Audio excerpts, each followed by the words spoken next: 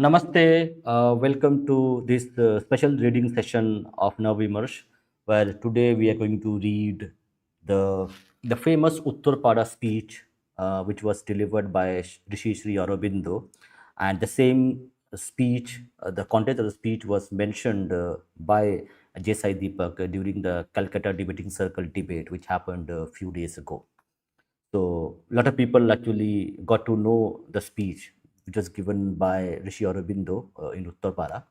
So we thought, why don't we read the whole speech rather than just the snippet which was mentioned by Desai Deepak, so that people get much more clarity what was the speech meant and how it actually reflected the nationalist at that time. So we have with us Niner and Rishi, who are going to Rishi going to read the speech for us, and then we will have also guests join us, who will be discussing with them the speech content and how 100 years, how relevant they are today in today's context. When Jesai Deepak talks about it, mentioned this as the epitome of Bengali masculinity, and Hindutva is nationalism. So the topic, Hindutva is nationalism, and how Rishi Aurobindo shaped the thought process of that whole generation. So Rishi, before we start reading the speech, can you give us a bit of context when the speech was given and the whole story behind it? Namaste to all of the audience, Dada, Nenar also. So yeah, on this, I think it was just after his release from jail, the very infamous Alipore Bomb Case, under which he was arrested, and for I think I may be mistaken about the period of incarceration, but it was a solitary incarceration. After that whole torturous uh, experience of his, uh, he got released, and then he was invited in a sabha at Uttarpara. It's approximately North Kolkata. We could say it's even more northern, towards northern direction. So over there he was invited, and there he gave this speech. It's also called something akin to a realization which he experienced during his solitary confinement. The only solace that he had at that time was Bhagavad Gita, and he did a sadhana of Bhagavad Gita uh, practically over there while he was alone in that jail. And this speech is a reflection of that whole experience that he went through over there. Yeah. Yeah, so this is the PDF. It's freely available on all internet, so people can go and search for it. So if you see, it's a volume. So this volume is called Karma Yogi, and it's the signature of Sri Aurobindo. And this is the complete works of Sri Aurobindo, Volume 8. So you can get this as a PDF, free of cost, and also you can also buy it as well from Sri Aurobindo Ashram Trust. So this volume contains a lot of speeches of Sri Aurobindo. So today we are going to cover the one we are talking about, the speech given at Uttarpara. Uttarpara is a place in West Bengal. It's a very famous place where a lot of great revolutionaries were there, born there. A lot of well-known people, artists were also born in that place. Right now, it's not a well-known place, but at that time it was a hotbed of nationalist activities. So, as correct Rishi mentioned, so he came out of jail from a solitary confinement, and then he gave this speech. So, this is the Sri Aurobindo in Alipore jail, 1909. This is the picture that was taken. And now we will dive straight into the page 20 of the speech. I'll increase the font for people to read. Okay, Rishi, go ahead.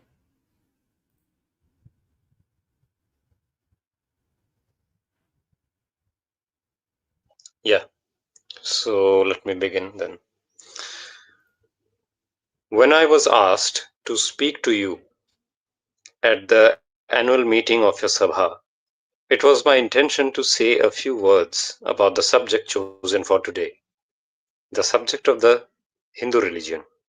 I do not know now whether I shall fulfill that intention, for as I sat here, there came into my mind a word that I have to speak to you, a word that I have to speak to the whole of the Indian nation. It was spoken first to myself in jail, and I have come out of jail to speak it to my people. It was more than a year ago that I came here last. When I came, I was not alone. One of the mightiest prophets of nationalism sat by my side. It was he who then came out of the seclusion to which God had sent him, so that in the silence and solitude of his cell he might hear the word that he had to say. It was he that you came in your hundreds to welcome. Now he is far away, separate from us by thousands of miles. Others whom I was accustomed to find working beside me are absent. The storm that swept over the country has scattered them far and wide. It is I, this time, who have spent 1 year in seclusion, and now that I come out, I find all changed. One who always sat by my side and was associated in my work is a prisoner in Burma. Here, Rishi Aurobindo is referring to Lokmanya Tilak. Another is in the north, rotting in detention. I think he is referring to Bipin Chandra Pal here. I looked round when I came out. I looked round for those to whom I had been accustomed to look for counsel and inspiration. I did not find them. There was more than that. When I went to jail, the whole country was alive with the cry of Bande Mataram, alive with the hope of a nation, the hope of millions of men who had newly risen out of degradation. When I came out of jail, I listened for that.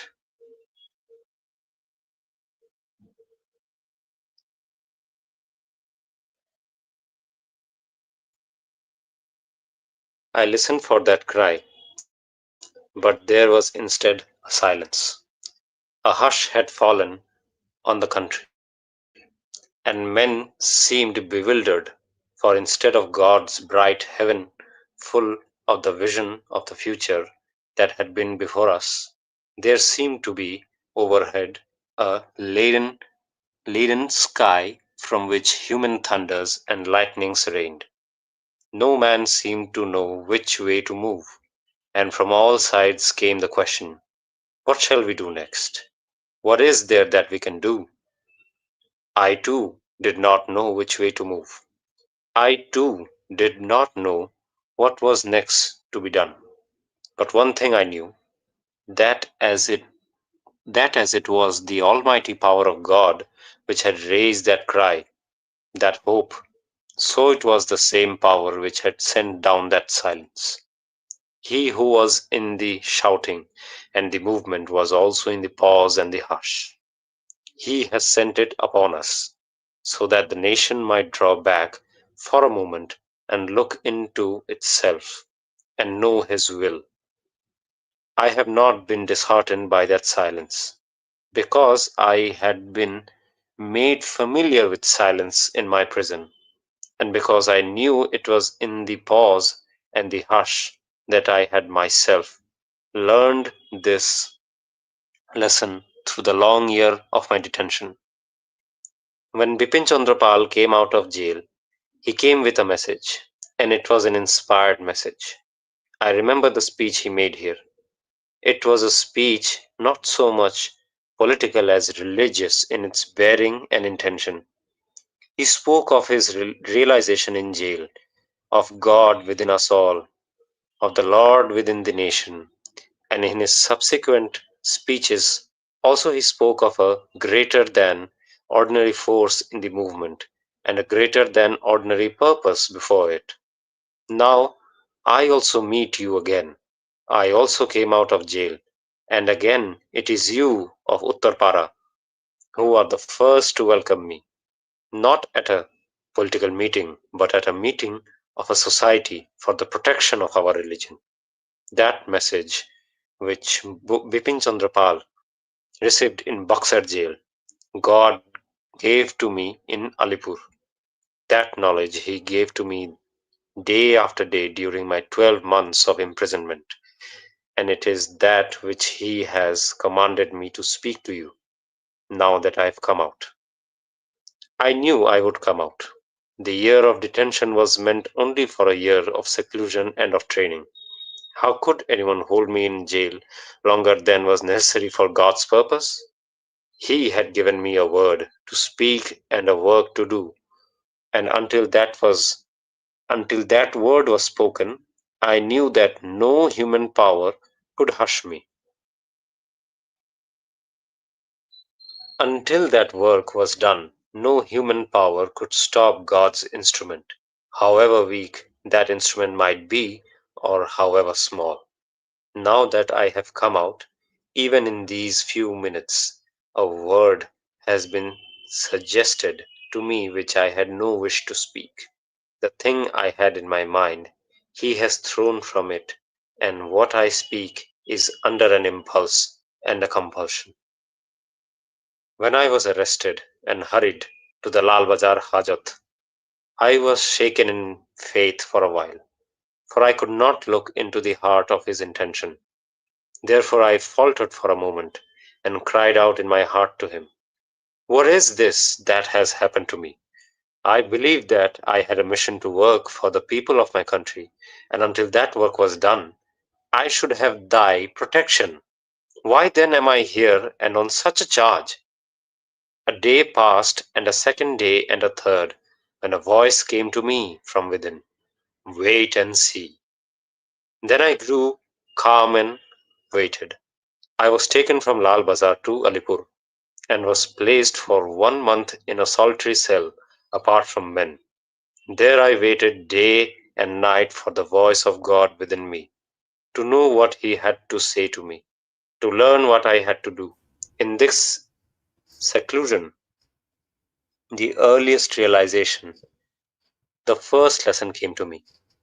I remembered then that a month or more before my arrest, a call had come to me to put aside all activity, to go into seclusion, and to look into myself, so that I might enter into closer communion with Him. I was weak, and could not accept the call.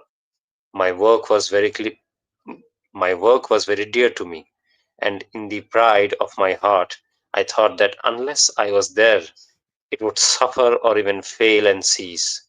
Therefore, I would not leave it.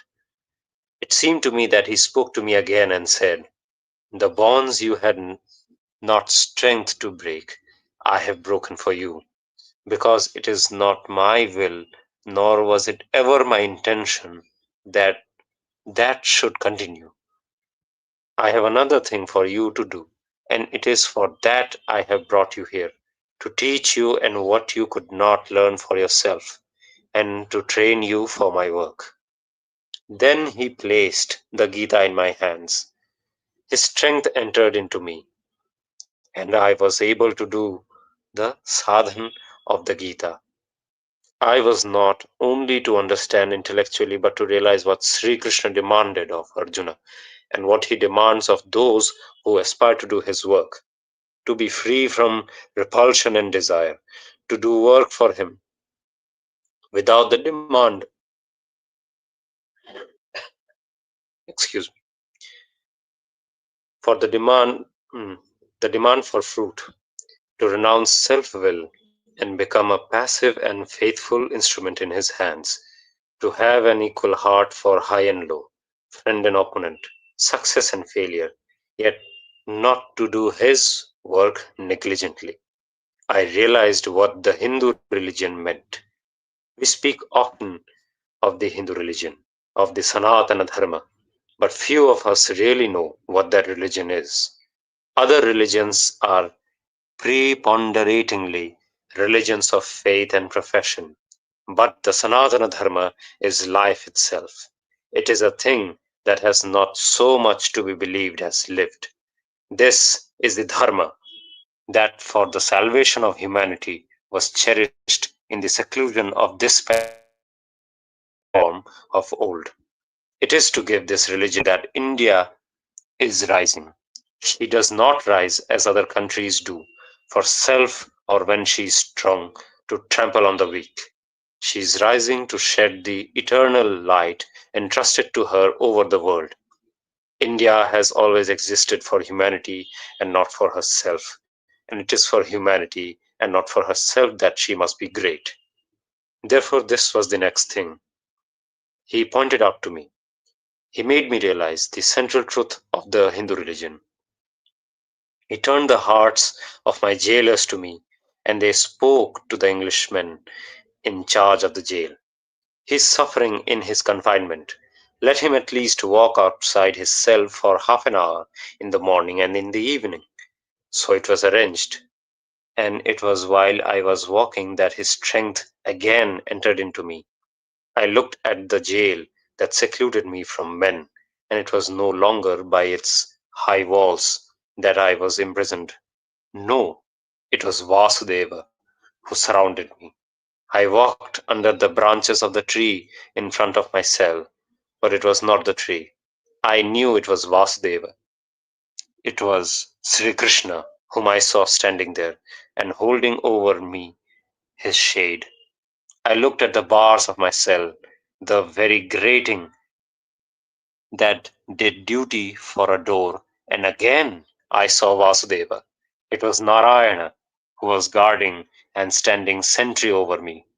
Or I lay on the coarse blankets that were given me for a couch and felt the arms of Sri Krishna around me, the arms of my friend and lover. This was the first use of the deeper vision he gave me.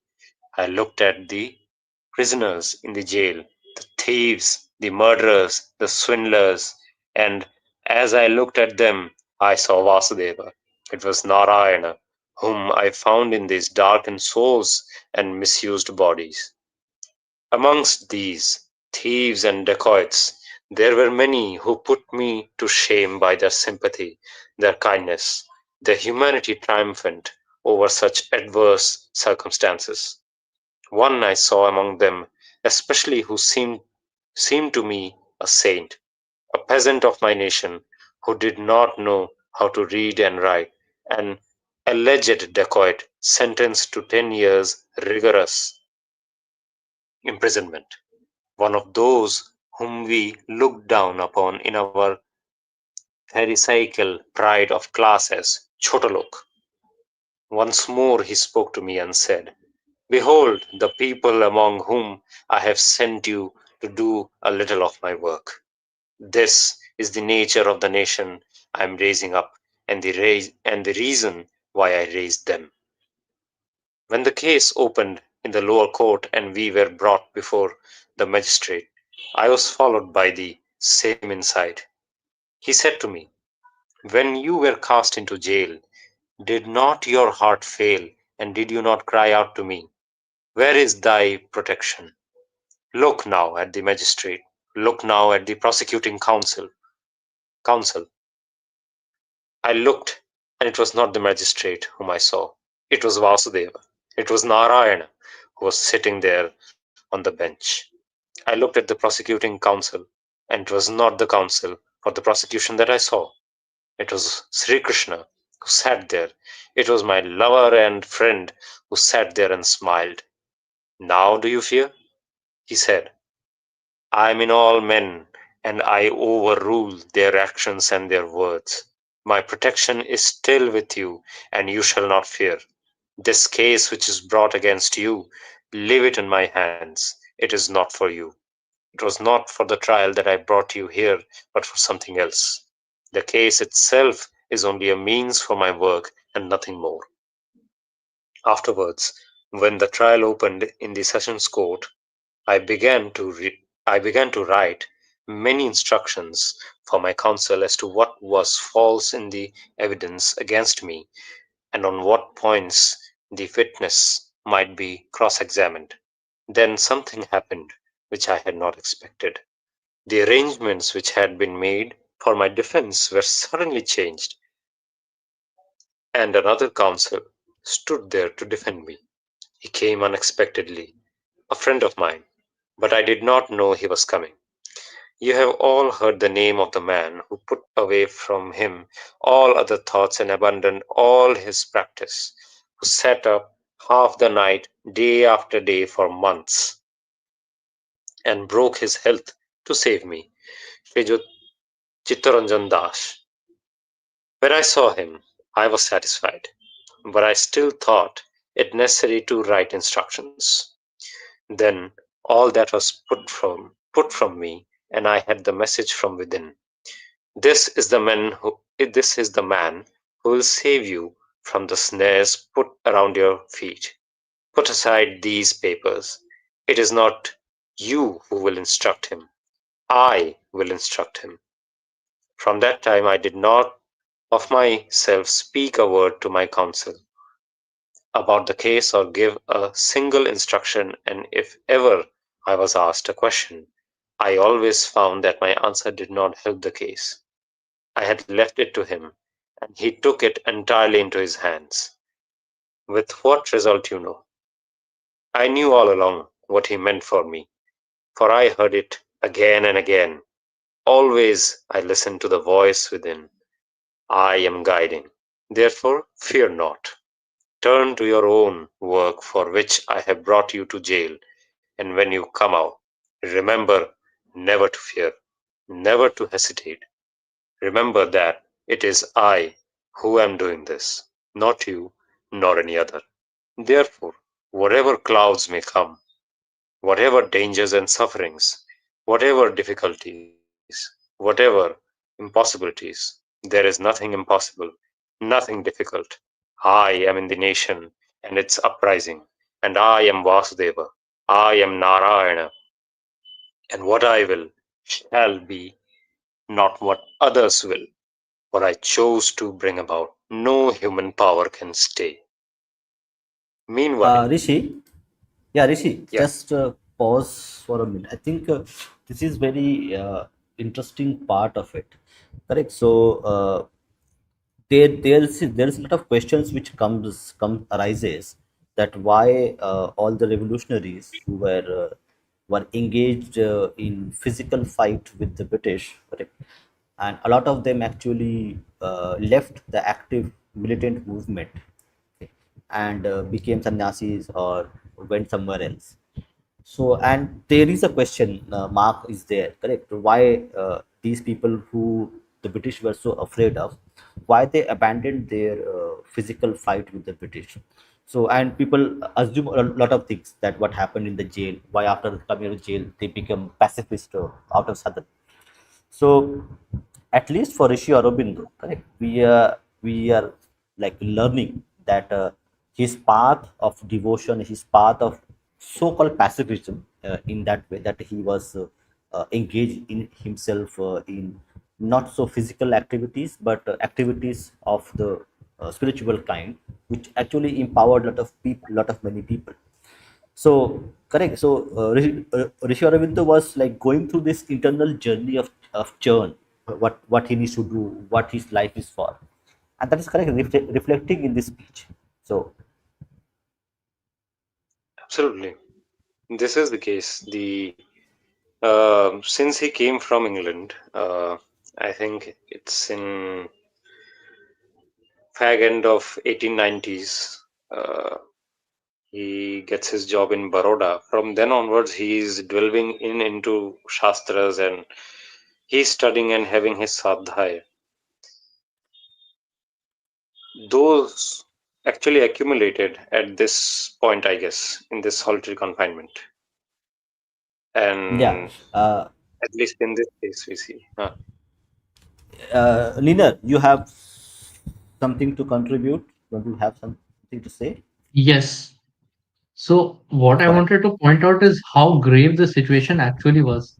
The From the essay we don't realize it, but this happened in May 1909 in Bengal, around Hmm. the time when and the entire revolutionary movement and specifically this whole Swadeshi movement was popping out. The whole of Bengal, or you can say even many other parts of the country, they were rallying around the slogan Vande Mataram, which was basically popularized by him only, him himself, through all his editorials in newspapers and so Yeah, on.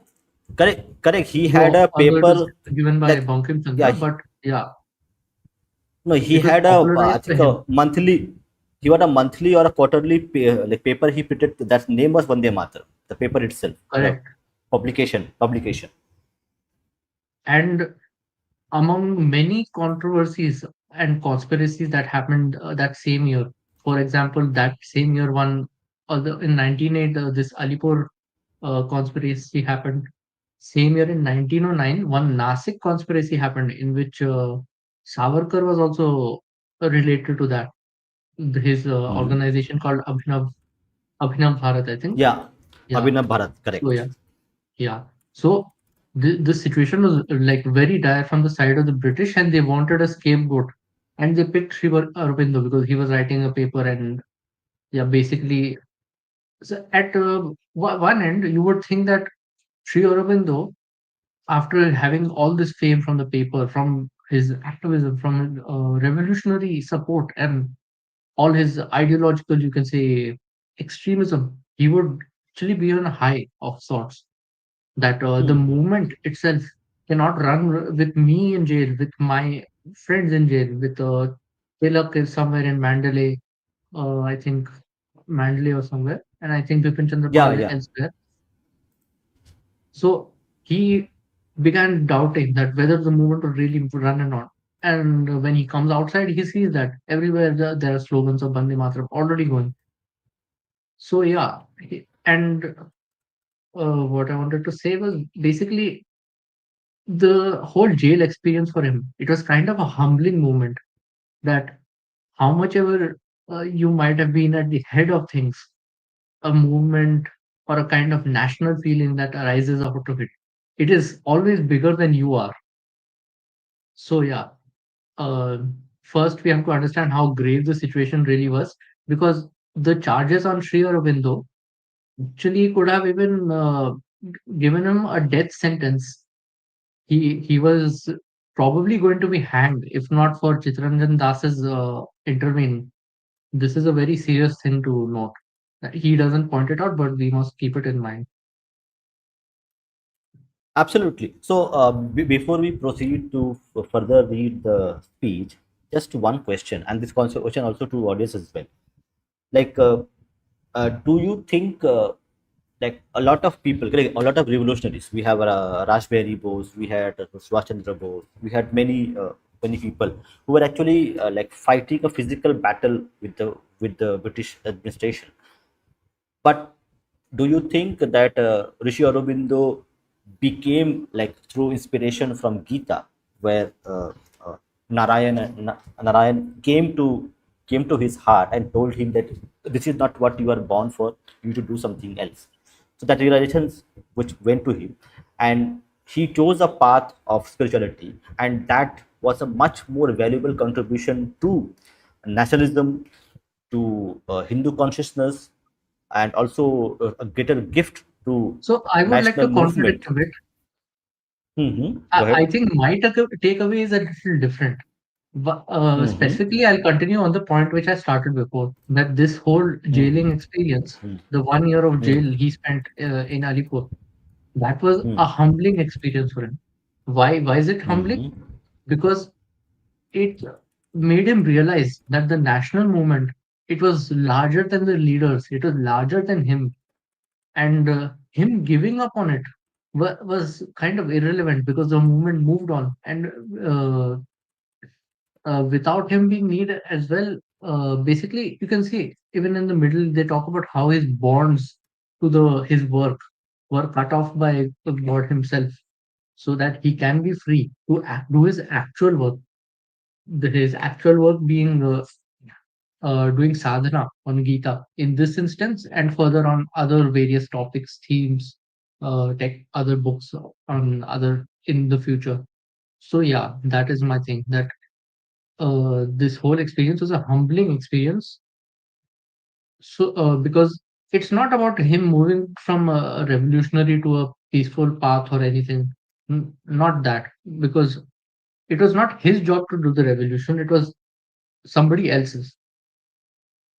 That is my point. Yeah, that understood. But correct. Recently, correct. You would have seen Mr. Rahul Diwan's very famous quote that when like when your house is on fire, okay, or when you have a fight, when you have an enemy at the gates, you cannot go and read Gita. Like he's saying that when the Hindu existence, the Hindu culture is at threat by Abrahamics, by multiple people.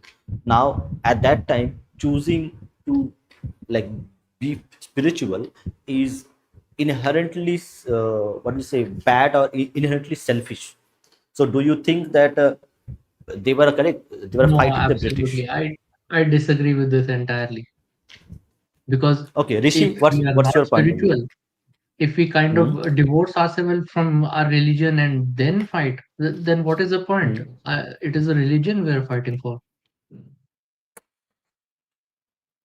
Rishi, you can continue. Okay. Yeah, of course. So, continuing on this line, Dada, Hmm? actually, Rishi Aurobindo himself answered this question. Hmm? He Hmm? was, I think, asked, we can get this actually in one of the books of Rishi Aurobindo. It's called Talks, Evening Talks, collected by A.B. Purani. In Hmm? there, this question is raised. So he answers this that Hmm? apparently he was observing something very crucial, but he did not heed it at the moment because he was all about political activism at that time. But later on, while in solitary confinement, he actually realized Hmm? that the national movement was going on, but what he was realizing is the elites who would be taking power later on. What kind of Uh-huh. policy would they be making? So he realized that the elites who would be taking power, they will completely be antithetical to Hindu values. It's Mm-hmm. very apparent, like he refers to it. The consciousness hasn't changed. We are asking for like national representation or self governance, all of these things. Even if we get it, it will be like again colonization, but by a brown Englishman above. So Mm-hmm. he says, let the movement go on. Let me get into this work, the work of changing consciousness, as he used to call it.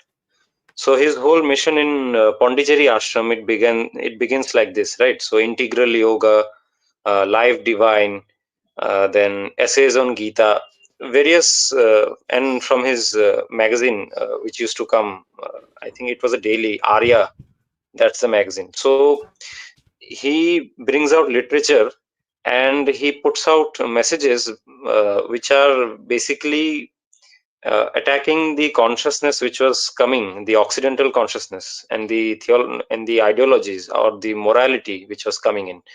He was attacking that and trying to put out a message which was universal Hinduism, if you can call it that.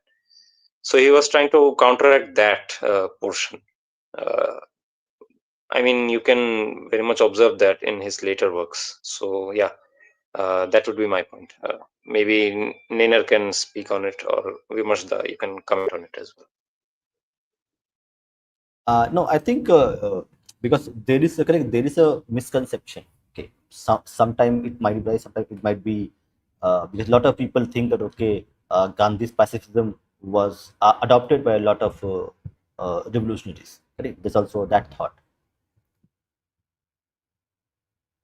True, true, true. He was not a pacifist. I must say this. He gave arguments for validity of taking up arms, which is also something which he had to deal with, amazingly enough. So this is an interesting segue, I guess. So he comments on that whole issue. I guess when Gandhi came back from South Africa, he wrote a book on Gita, right? And he tried to justify his own pacifistic political movement through Gita. So essays on Gita from Rishi Aurobindo came as a counter to it, and it was sent to Devdas Gandhi, I think younger son of Mr. Gandhi, and uh, Rishi Aurobindo asked him to get that book to his father and would like a reply on it. Mr. Gandhi never gave a reply on that book. We know why. Mm. So yeah, Rishi Aurobindo counteracted that movement. What he was thinking, like people will say, "पर वो तो pacifist बन गए." No, he didn't become pacifism. He went into another movement. Actually, he went into a sort of philosophical movement, if we can say that. So he was like, okay, let the political movement go on. Let me deal with the other portion, which is not being looked upon. And if we overlook, I, then we might get into much more catastrophe later. Yeah, that's the point. okay, let's go ahead with the further reading and then we'll again discuss. And people who are channel members, I have posted the link in the members only post, so you can check it out and you can come to us, share your thoughts, share your perspective on the reading. And also, people who are not members, you can become members and support on our initiative. Go ahead. Yes, Dada. Mm. Meanwhile, So, he me, had brought me. Yeah. Meanwhile, he had brought me out of solitude and placed me among those who had been accused along with me. You have spoken much today of my self sacrifice and devotion to my country. I have heard that kind of speech ever since I came out of jail, but I hear it with embarrassment, with something of pain, for I know my weakness. I am a prey to my own faults and backslidings. I was not blind to them before, and when they all rose up against me in seclusion, I felt them utterly. I knew then that the man, was a mass of weakness, a faulty and imperfect instrument, strong only when a higher strength entered into me. Then I found myself among these young men, and in many of them I discovered a mighty courage, a power of self effacement in comparison with which I was simply nothing. I saw one or two who were not only superior to me in force and character, were many, uh, sorry, I saw one or two who were not only superior to me in force and character, very many were that, but in promise of that intellectual ability on which I prided myself. He said to me, This is the younger this is the young generation, the new and mighty nation that is arising at my command. They are greater than yourself. What have you to fear? If you stood aside or slept, the work would still be done. If you were cast aside tomorrow, here are the young men who will take up your work and do it more mightily than you have ever done. You have only got some strength from me to speak a word to this nation, which will help to raise it. This was the next thing he told me. Then a thing happened, suddenly, and in a moment I was hurried away to the seclusion of a solitary cell. What happened to me during that period, I am not impelled to say, but only this, that day after day he showed me his wonders and made me realize the utter truth of the Hindu religion. I had many doubts before. I was brought up in England amongst foreign ideas and an atmosphere entirely foreign. About many things in Hinduism, I had once been inclined to believe that it was all imagination. that there was much of dream in it, much that was delusion and maya.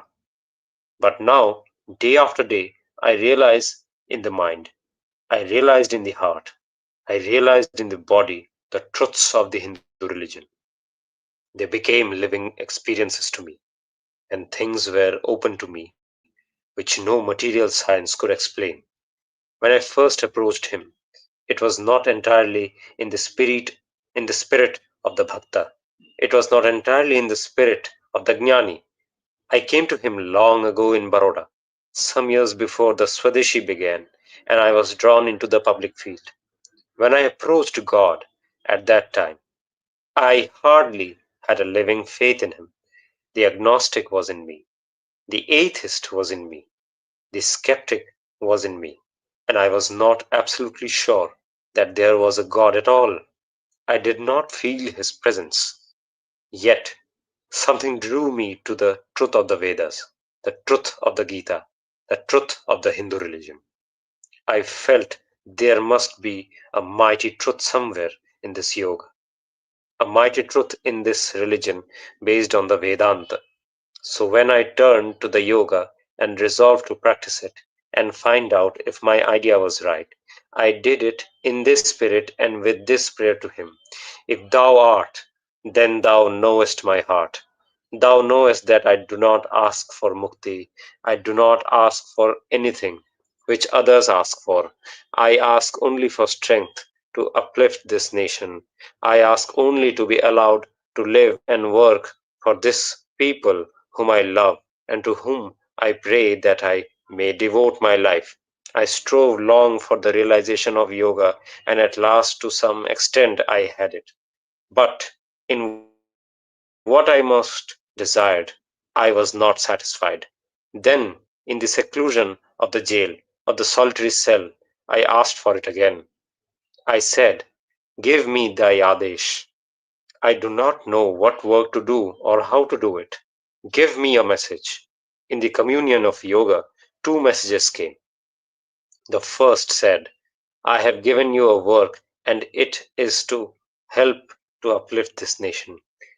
Before long, the time will come when you will have to go out of jail, for it is not my will that this time either you should be convicted or that you should pass the time as others have to do, in suffering for their country.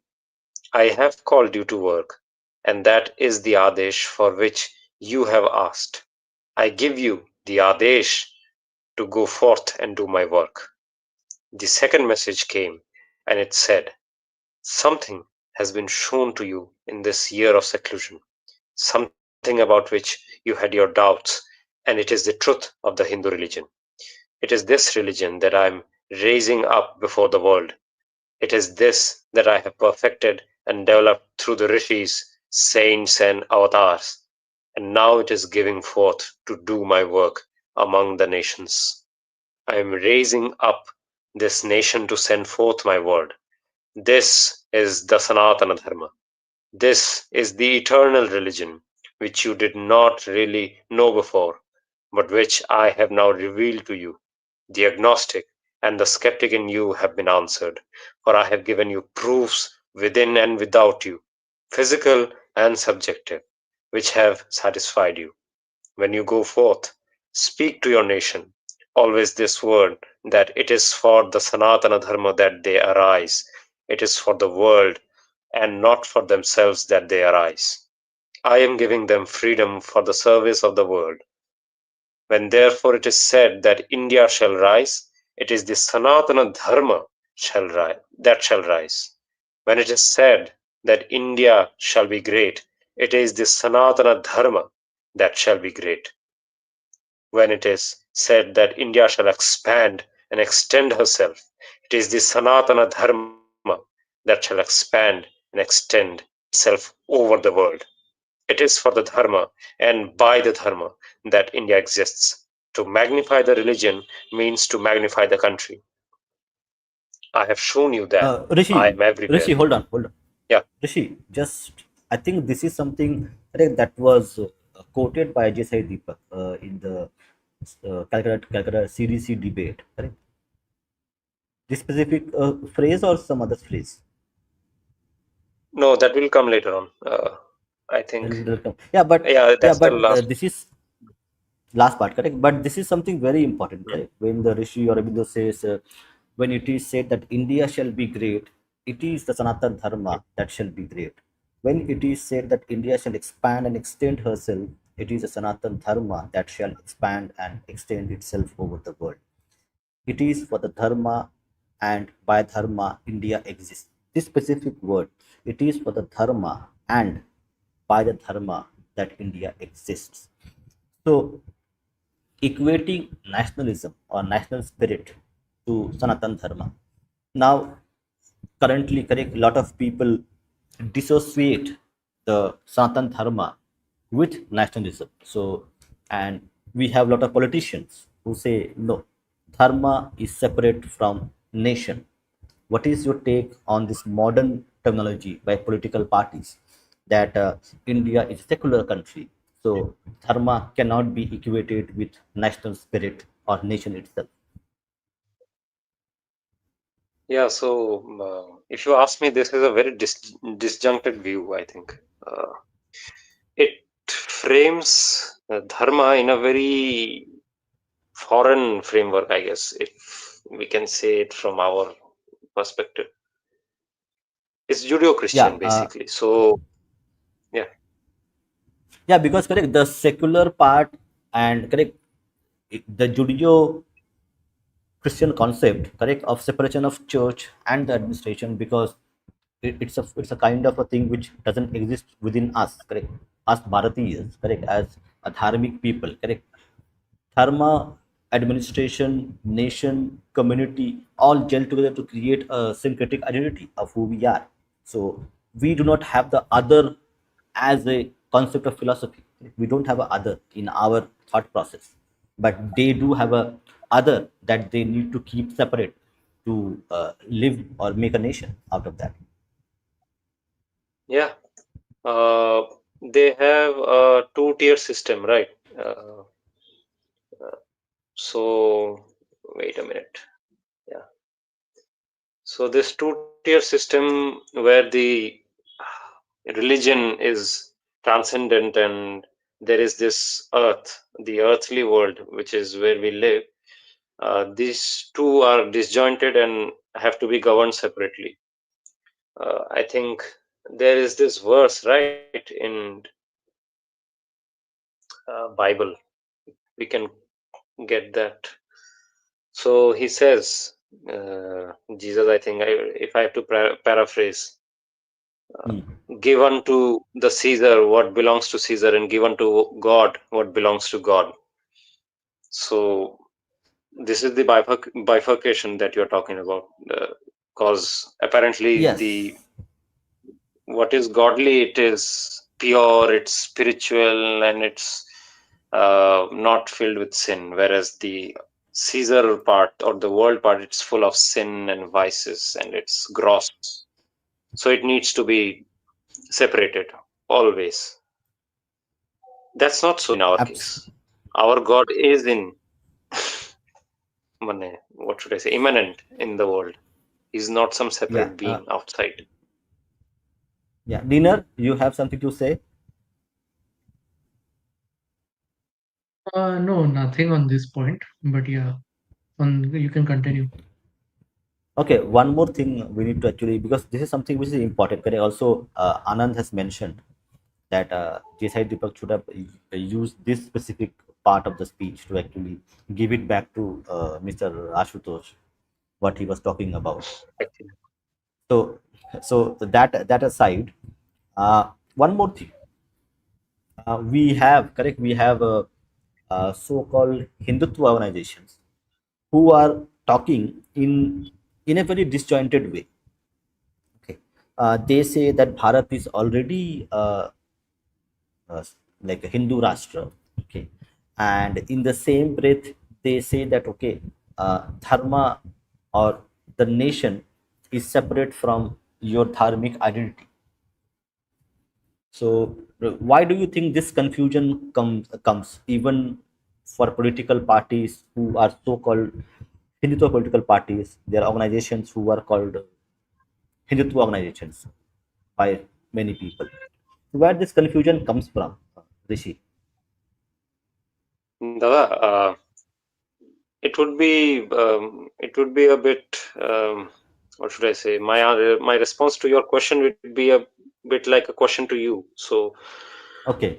don't you think our leaders, so-called Hmm. leaders, tend to define Hindu in terms of geographical identity rather Geographic, than some, spiritual, yeah, Dada. correct existence. Yeah, but Yeah, that they also don't. is, yeah, that also is not, see, correct, in Sanatana Dharma we have, correct, we have this called sacred geography, and sacred geography is part of our scriptures, correct? Jambu Deepa is part of the sacred geography. So, Absolutely. but yes, but like the way the Judeo-Christian principles, correct, they have separated the nation from the spirituality of the individual or the community. Okay. Same way, have the, like the Hindu organizations we have, they have also separated the sacred geography from the dharmic existence of communities, of people, of individuals, as two separate things. Why can't they be same? Yeah, exactly. Why can't they be same? Because that would be far more quote unquote Hindu. It's not Hmm. Hindu actually to make a distinction between geography and the sacred. As you said, it is a sacred geography. It's a samas. It's a joint word over here. It's not a separate issue for us. But there is this problem, na, ki, the Hindu word is also used for those who live in this nation or believe in this nation. But when we are referring to the nation, then we are separating out from dharma. क्योंकि अगर उसमें अगर धर्म ले आए तो you know what happens. Some set of people will, like the secularists, they will have too much of problem. नहीं नहीं नहीं, we are of this nation, we think about this nation, but we are not at all dharmic. So how can you call us Hindu? In that sense, they then need to say, oh no, okay, so it's not yet, I guess, a Hindu Rashtra, but still it's a Hindu Rashtra because Hindus are living in majority or something. I don't know. It's very confusing, Dada. You can please enlighten us on this, or Nenar, Yeah, yeah. or We also have Anand. Anand joined us. Anand. yes. Hi. So you mentioned sacred geography, but Hmm. you understand sacred geography is not in terms of religious geography. Sacred geography is in terms of karma geography. This is a karma bhumi. Or if you notice, all our sacred geographies, because in the perspective of Sanatana Dharma, the universe is our sacred geography. So tomorrow, if we Hmm. go Okay. to Mars, Hmm. the Bhagwan is there also. He doesn't leave. Yeah. Just because we've left the world doesn't mean in the Hindu idea, Bhagwan has not left. He's not only stuck in on earth. He's there as well, right? That's my point. My point is that Okay. sacred Oh, is our karma, where we look at historically our karma, where we do and we implement it. That's how I see it. Because see, okay. when Indians went to Southeast Asia, their sacred Hmm. geography became that region. They built their Angkor Wat. That became their Hmm. sacred Hmm. geography. The problem is we are looking at it from ethnocentric lens, ethnic lens. That's the Hmm. mistake. We have allowed that ethnic lens to permeate our society. Even this is where my disagreement with Savarkar is so important, so significant. It is his definition of uh, karma bhumi is good until you realize there are Hindus worldwide, and they also want to join in the idea of dharma that Hinduism provides for, and the definition keeps them out of it, right? It excludes them. Yes, So we have Anand. to But expand our definition of karma and dharma beyond our geography. It works okay. for So nation let's, building. It work for anything beyond yeah, that. yeah. Okay. Let's take this question or a comment from Neon. Isn't the use of Hindu as a geographical identity a kind of colonial hangover? It wasn't the way we used to see. Belief of sacred geography doesn't apply to everybody. What do you think? Is it a hangover? The second geography term is a kind of a hangover of a No, I don't colonial think it's. No, space. I think no, I think he's talking about Hindu as a geographic identity being a colonial hangover. He's Yeah. talking about that. Hmm. No, it is not. It's a political rationale. It is not a. It's not a hangover of. It's not a colonial hangover. It's a political rationale. It makes a lot of sense. You want to unite politically. You define your political Hindu political identity from your geography. It's difficult to define your political identity beyond the geography. Like you can't have political identity with someone sitting in Burma until you define the geography, right? You say, okay, these Burmese are part of our political identity. I'm saying like that. So you need that. You need that Yeah. definition. Like today, even though the what do you call it, the ancient Iranians were our sister cultures, right? Doesn't mean Hmm. we can define them as part of our Hindu geography because they have dissociated themselves from our geography. They've said we are different from you, right? Today, if you talk to Iranian, Zoroastrian, even though they may say, "Oh, we are similar," they'll think they're superior to us. They essentially think they're superior to Hindus, right? They do. Yep, So yep. that is it's a political term. It's not a religious or a spiritual term in the current Hindu geography term. So it makes sense to Savarkar because he's defining a political movement. He's not defining a spiritual or a religious movement. Yeah, Savarkar theories are political in nature. They are not in the realm of spirituality or scriptures. Correct. He was a atheist by himself. Correct? He was an atheist, like in the dharmic sense. Nirishwarvadi, yes. Yeah, So yeah.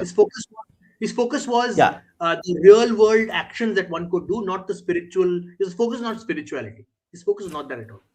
yeah. So in that context, in the dharmic context, he was a kind of like for a better word, we call him atheist because there's no other word in English to define it. But yeah, in our shastras, we can call Savarkar Nirishwarvadi, a better word.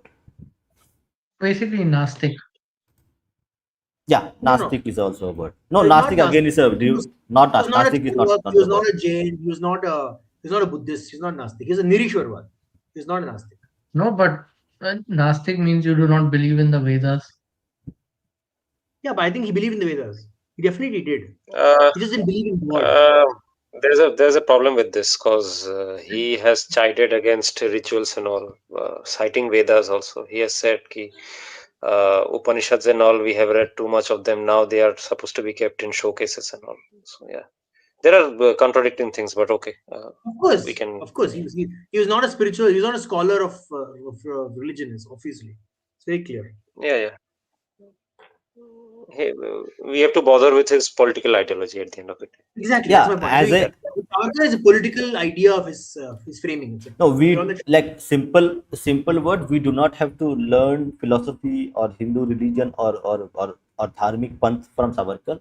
What we can learn from Savarkar is the Exactly. political way of thinking. Exactly, So we don't have exactly.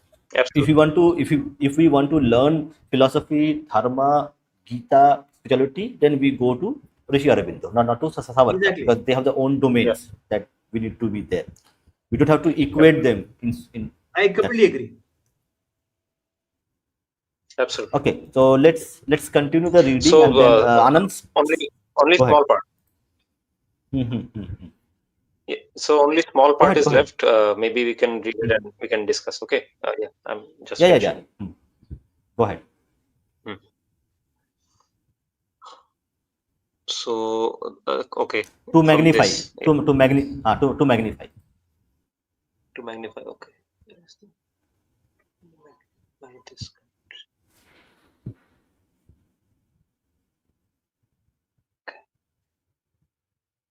To magnify the religion means to magnify the country.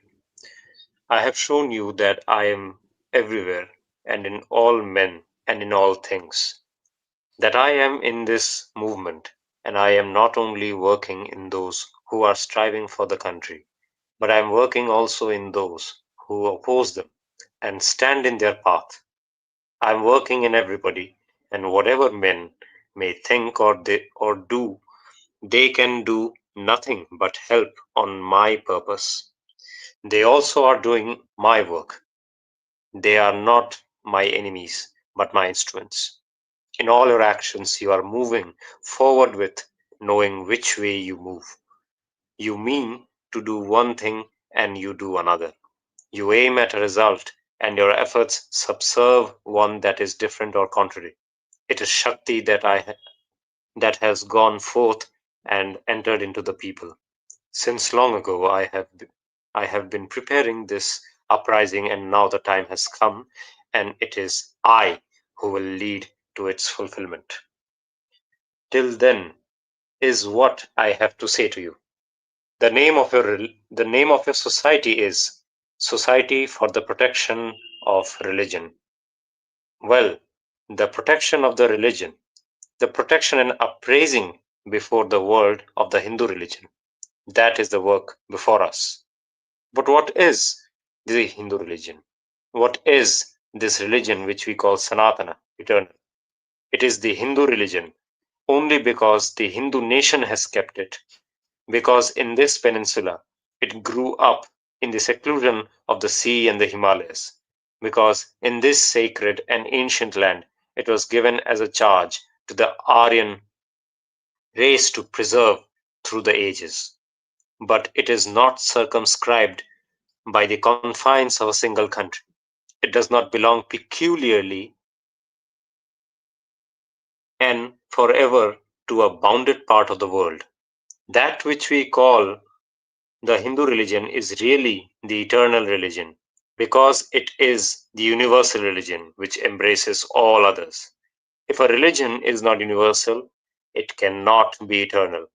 A a narrow religion, a sectarian religion, an exclusive religion can live only for a limited time and a limited purpose. This is the one religion that can triumph over materialism by including and anticipating the discoveries of science and the speculations of philosophy. It is the one religion which impresses on mankind the closeness of God to us and embraces in its compass all the possible means by which man can approach God. It is the one religion which insists every moment on the truth which all religions acknowledge, that He is in all men and all things, and that in Him we move and have our being. It is the one religion which enables us not only to understand and believe this truth, but to realize it with every part of our being. It is the one religion which shows the world what the world is, that it is the Leela of Vasudeva. It is the one religion which shows us how we can best play our part in that Leela, its subtlest laws and its noblest rules. It is the one religion which does not separate life in any smallest detail from religion, which knows what immortality is and has utterly removed from us the reality of death. This is the word that has been put into my mouth to speak to you today. What I intended to speak has been put away from me, and beyond what is given to me, I have nothing to say. It is only the word that is put into me that I can speak to you. That word is now finished. I spoke once before with this force in me, and I said then that this movement is not a political movement, and that nationalism is not politics, but a religion, a creed, a faith. I say it again today, but I put it in another way. I say no longer that nationalism is a creed, a religion, a faith. I say that it is that I say that it is the Sanatana Dharma, which for us is nationalism. This Hindu nation was born with the Sanatana Dharma. With it moves, and with it grows. When the Sanatana Dharma declines, then the nation declines. And if the Sanatana Dharma were capable of perishing, with the Sanatana Dharma, it would perish. The Sanatana Dharma, that is nationalism. This is the message that I had to speak to you. Yeah, so this is the Dear last listeners. part which Desai Deepak had spoken in his debate. Okay, Neon is has some questions. Yeah, Anand, you want to share some thoughts on Ninal, and then I will take the comments. See, I will. If you look very, there's a very clear thread in Aurobindo's thing that there is no nation, Indian nation, India without Sanatana Dharma, and he's very clear about it. There's no confusion that there is the casteless Sanatana Dharma, caste Sanatana Dharma, and Hindutva this way. He's not even talking about Hindutva. He's just saying Sanatana Dharma. There can be no nation, Indian nation, without Sanatana Dharma. If the Sanatana Dharma perishes, nation perishes. His clarity is so clear. He's more clear than all the scholars who have come after him. I think even more Yep. clear than even Vivekananda, in my opinion. Okay, so there is a very interesting comment from Neon. See, he is asking us, Upenda, I have a question to you. The question is that Hindu Sanatanis need to develop an expansionist mindset. That is the that is the only way we can protect our core homeland. Hold on. Protect our core homeland, which is most sacred. Neon, to answer this question, actually, it is not realization. Correct. Uh, if we just think for a second that the Sanatana Dharma was born here, okay, the Hindu faith was born here, then how it traveled to all across the globe. So, if you see the sacred geography which is mentioned in our scriptures, it goes beyond seas, it goes beyond oceans. So we were an expansionist, in not in a very like bad way, but in a way that we went to the shores of different continents, countries, places, and we taught people the eternal dharma, and they accepted the dharma. So we were expanding. So it is not something which is alien to us or foreign to us. We have lost that ability, we need to regain that ability, but we were there always, we were expanding, we were always working with people, working with various races, various nations, and we taught them the way of dharma to them. The Chinese, the Burmese, even the Philippines, they all were there. Yes, Shastri, welcome. Namaskaram. Namaste. Yeah, I mean, we did. We were always expanding, spreading our thoughts, right? So, if you read like East Asian history, one thing you realize is that um, uh, Dharma, you can call it Buddha Dharma, but it's still a form of Dharma that's native to our land, uh, occupied a space when Confucianism was in its deep decline, right? Zen Buddhism came to Japan when both the Confucius culture and also the corresponding Shinto religion were not only in conflict, but they were also in deep decline. Same thing can be said about Korea as well. So I think that we need to embrace some of that mentality again, right? Where we um, spread our principles, but let people interpret them in their own context and in their own region. But when it comes to India, I think we need to be absolutely certain what kind of, I'll put it this way, when you spread our principles abroad, we should allow people the freedom to interpret the way they want it to be.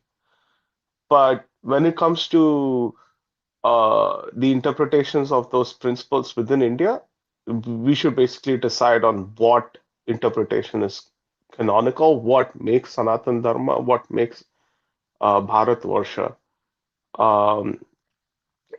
very clear and very evident. ये अपना अभी जो there's some this mixed kind of like Sardharm Vada Pav revivalism that's sort of going on should be policed really well. Yes, so Niner, do you have something to say? Yes. So exactly on Munshi's point that we in India itself have to be clear about our principles, that from where we get, which authorities we really um, abide by, which authorities we don't abide by. That we have to be clear on, because if there are Hindus in the future outside India, they will look upon the Hindus in India as their authority. So yeah, we have to be clear about these things. I mean, it's not just a sort of authority, or the more better word to use would be adhikar, right? But it's also sort of maintaining like a certain sense of ritual piety, and also ritual originalism, right? So one thing, I think yoga is a pretty good example of this, right? Like yoga outside of India is quite different from yoga within India, right? So when uh, a practitioner of yoga visits, let's say Rishikesh, right? They need to abide by the local diktats and local culture of yoga over there, not sort of recolonize it with their own like reinterpretations that they developed abroad. There has to be appreciation of the source. Exactly, correct. So we have this puppy yoga, doggy yoga, cat yoga. So and Shastri, where it comes from? Like let's take this up. So people have the freedom to reinterpret the way they want to, but do you think that a degree of freedom is also to be like asserted that okay, this is the Yoga Sutras. Now based on this domain framework of Yoga Sutras, you reinterpret it, but you cannot have a doggy yoga and cat yoga, correct? That is not yoga at all. So like where we have missed the bus on that part, our dharma gurus, our mathas, like have they failed in that way? No, I mean So no, your dharma gurus and your matas are not authoritarian dictatorial figures, right? They just give you a pravachan and they give you the freedom to do what you want, right? Basically, what does your dharma adhikaris tell you? They say XYZ is the way of dharma, right? If you can go against it, but there are consequences that you will face, right? So um, let me give you an example, right? A dharma adhikari might come to you and tell you like, stop smoking cigarettes, right? He won't impose that upon you, right? He'll just tell you like, stop smoking cigarettes. It's bad for you. It's bad for your lungs, right? But the ultimate freedom still lies within you. You can either listen to the dharma adhikari and basically go like, okay, he has a point. I'll stop smoking cigarettes. और you can just say like ये कोई और बुढ़ा है मैं बात नहीं मानूंगा मेरी मेरी जो मर्जी है उसके हिसाब से मैं करूंगा right so I think we need to understand that when we basically look at cat and dog yoga or hot yoga and put the blame on our dharma adhikaris. They are the least, they are people with the least amount of control, right? They're not like the pope or something like that. They can't pass, or a mullah, they can't pass a fatwa saying cat and dog adhikari is bad.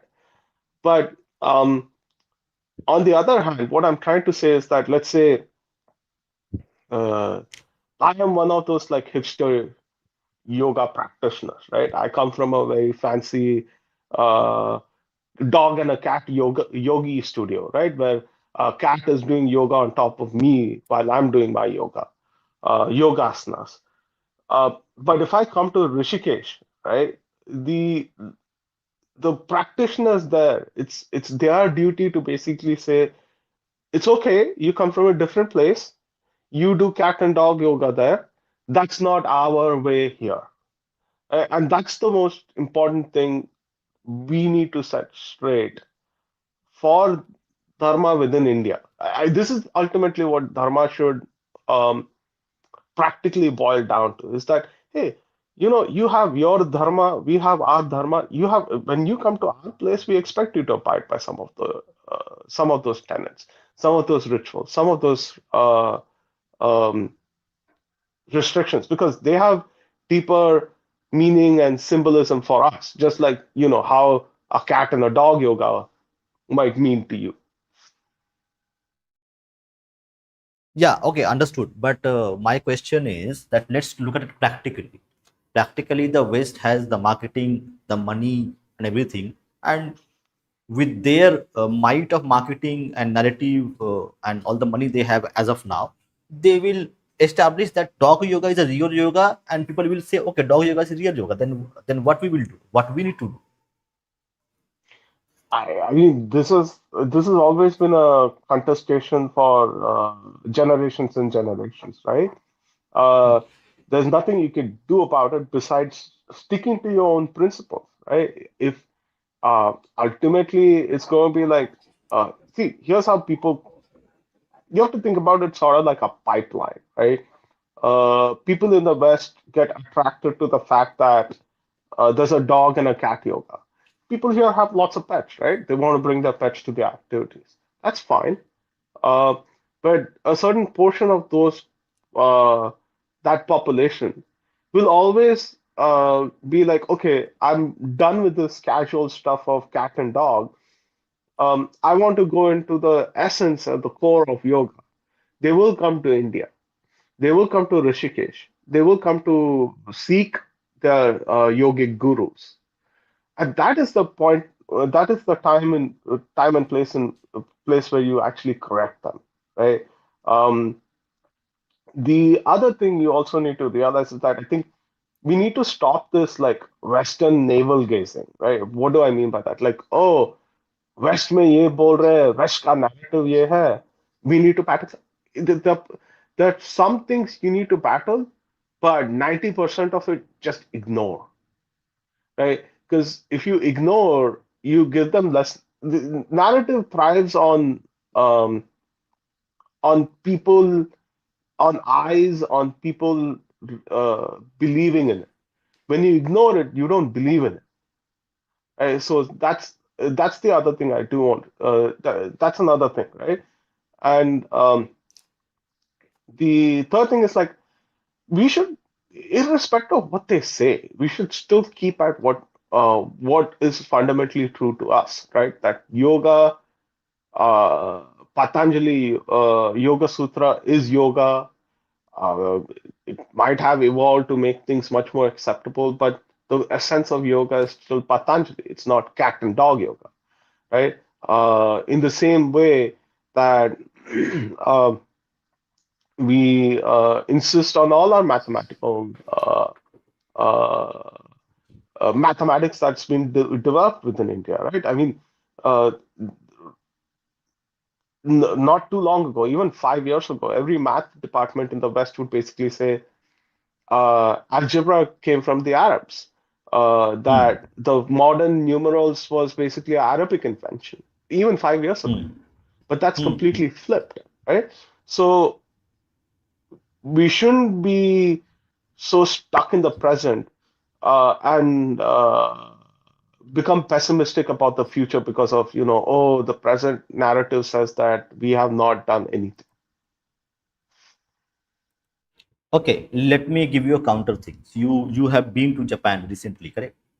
So the whatever Japanese techniques, philosophy, or other Japanese what we call like yeah, they are called philosophies. So these Japanese techniques, philosophies, which are exported to the West, correct? The Japanese have built institutions. They have written books. They have written journals. They have like universities where they teach the right manner. That when it travels to the West, they retain their essence of Japanese and correct practices the way they are done. So they have not been distorted. If you see the Western people who practice Japanese techniques, they retain their essential Japanese character in terms of the way they need to be done. They have not been distorted, but ours is being distorted. Why is this dichotomy? I think it's again a form of navel gazing as well, right? But again, I don't want to be completely dismissive Hmm. because there is a certain kind of history to how Bharatiya culture has basically propagated to the West and how it has been consumed, right? So with Japan, interestingly, the West has always had a sort of like Japanophile philic culture. So a certain section of the West was always amenable uh, to becoming Japanese, even if they're not Japanese. When it comes to Indian or Bharatiya art culture aesthetics, right? It came in through a different route. It, Basically, what happened is that one, we were a British colony, so all the uh, portrayal of our own culture always had a very anglicized colonial lens, right? We've never been able to express ourselves. Very rarely have we been able to express ourselves, right? So, uh, for example, like the Hindu view of Hindus in the West uh, is primarily comes from Swami Vivekanand's travels to the West in the late 1880s, right? But if you ask Westerners here how they came to know about Hinduism, they won't even know. They won't even tell that there's someone called as Vivekananda. It's not there in their picture, right? It usually they'll say that, oh, it came with the Beatles or it came with Hmm. hipsters. Right? So the way in which uh, culture was propagated is different, right? Like it's not an institutional thing. It's not anything else. I mean, some of it is a fact of history, right? And we have to acknowledge that. And eventually, like over time, we have to contort it in a way that makes it more that reconnects it with its essential cores. That takes time. It's a matter of time. Even Japan uh, and the what you would call the core essences of Japanese culture um, did not did not become like this imbibed up until Hmm. recently. It took a lot of effort. Took a lot of like cultural soft power, enormous amounts of anime, right? Hmm. Hmm. Uh, the funny thing is like anime is actually quite a mature art form, and there's actually a lot of philosophical discussion that goes on within it. Uh, so The Japanese anime, the stories and the characters are actually kind of a reinterpretation of our dharmic text. If to you some if you extent, see that, yes. To some yes. extent, Hmm. yes. Hmm. But they have their own native way of thinking, Yeah, yeah. looking at things. So, but Yes, yes, yes. what? Absolutely. But they import a lot of our text. Like it's a correct, it's a reinterpretation, but still they like the core ideas come from our text because we have been exporting our cultural soft power to millennia to these lands. Yes, and they do acknowledge that, right? But they also do not hesitate to make it their own. Yeah, yeah, that's absolutely fine. That's how it needs to operate. That's how it has been operated over the millennia and millennia. Exactly. Uh, but what I'm trying to say is that I think we look at the successes of other cultures and we don't realize what it took to get there. And the other thing we don't do is we don't look at what how history has shaped the way in which our culture is perceived today. Right? The two very different things, but ultimately it's meant to inform you better. Uh, Understood. Go ahead, Anand. Go ahead. yeah, one thing you have to make a big distinction. The two empires that were never colonized by the West were never colonized by the Turks either. Mm-hmm. So basically, Thailand and Japan, Mm-hmm. not a single Turk stepped foot on their land. Hmm. So they basically didn't have to do. They didn't have what decades of subservience to another power. So they already were very and Japan especially had to go through waves and waves of attacks. first by the Chinese, then by the Mongols via the Chinese. So if you observe, they never actually let the Brits onto their land. They assumed that they were superior to everyone because they've been beating people back from their lands forever. Yeah, actually, the Japanese were extremely wary about the British. They saw them Exactly. as a real threat, right? They genuinely did see them as a real threat, and they were paranoid about European powers. That They paranoid with paranoia everyone, actually, especially Europeans. yeah, Yes. yeah, yeah, especially European powers, because um, one thing I realized in my trip to Japan was this the late mid to late 1800s was a very transformative time in Asia. Right? India was completely subjugated. That freaked a lot of powers in the region. India was completely subjugated by 1857. By the 1850s, Indonesia was also a colony. The French were making inroads in Vietnam. These were all trading partners with Japan. India was a cultural partner. Like Japan used to send a lot of monks back to India to study in Bodh Gaya. That access got shut out. So I think there was a lot of paranoia about European powers in that 1820 to 1890 time.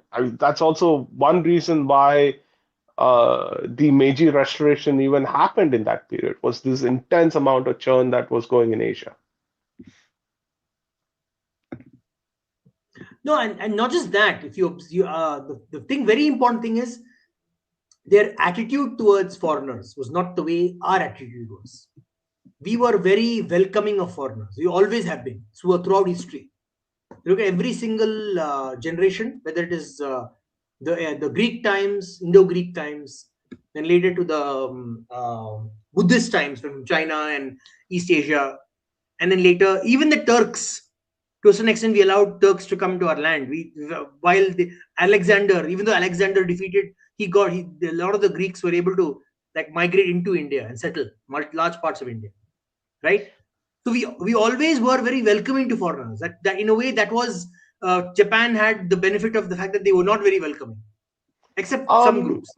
I mean, They're not always sure, welcoming, not you always. could sort of say that it's also a function of being a That's why homogeneous the society. Koreans and Chinese have such negative opinions of Japanese because Sure, they were very there is some element of truth to that, right? But I would say like our culture is more similar to the Chinese culture in the sense that yeah, in China, was yeah. there's always this level of confidence that any foreigner that comes into China will eventually get cynicized.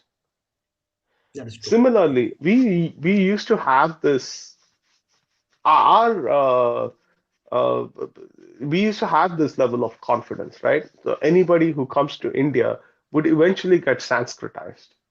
I and basically two forms of colonizations have basically destroyed that confidence, and you can see some of that call to action that you need to rebuild this confidence coming directly from Aurobindo himself, right? He's when he's talking about what I interpret is basically when he's talking about Sanatana Dharma and nationalism, he's basically talking about a process of Sanskritization. I don't think so. I don't think so. I Not mean Sanskrit. cultural Sanskritization. I don't mean like, sabko betke Ved padhao Sanskritization. A good example of this is basically the Yuan dynasty in China, right? They were Mongols, but they were Sanskritized. Sorry, Hmm. Sinicized. That's interesting. Okay, so now one more question to everybody, to the audience on the chat, and also here who are talking to us. So, when we are like, I'll take a little time. So, correct. Japan was able to do this because of Japan Foundation. Sastri, correct? Mm, A lot of soft power is it is because of Japan Foundation putting billions and billions into the soft power game, which which is played by everybody. no, I think it's also they take ownership of their own culture, right? So Japan Foundation is not just like an outward looking organization.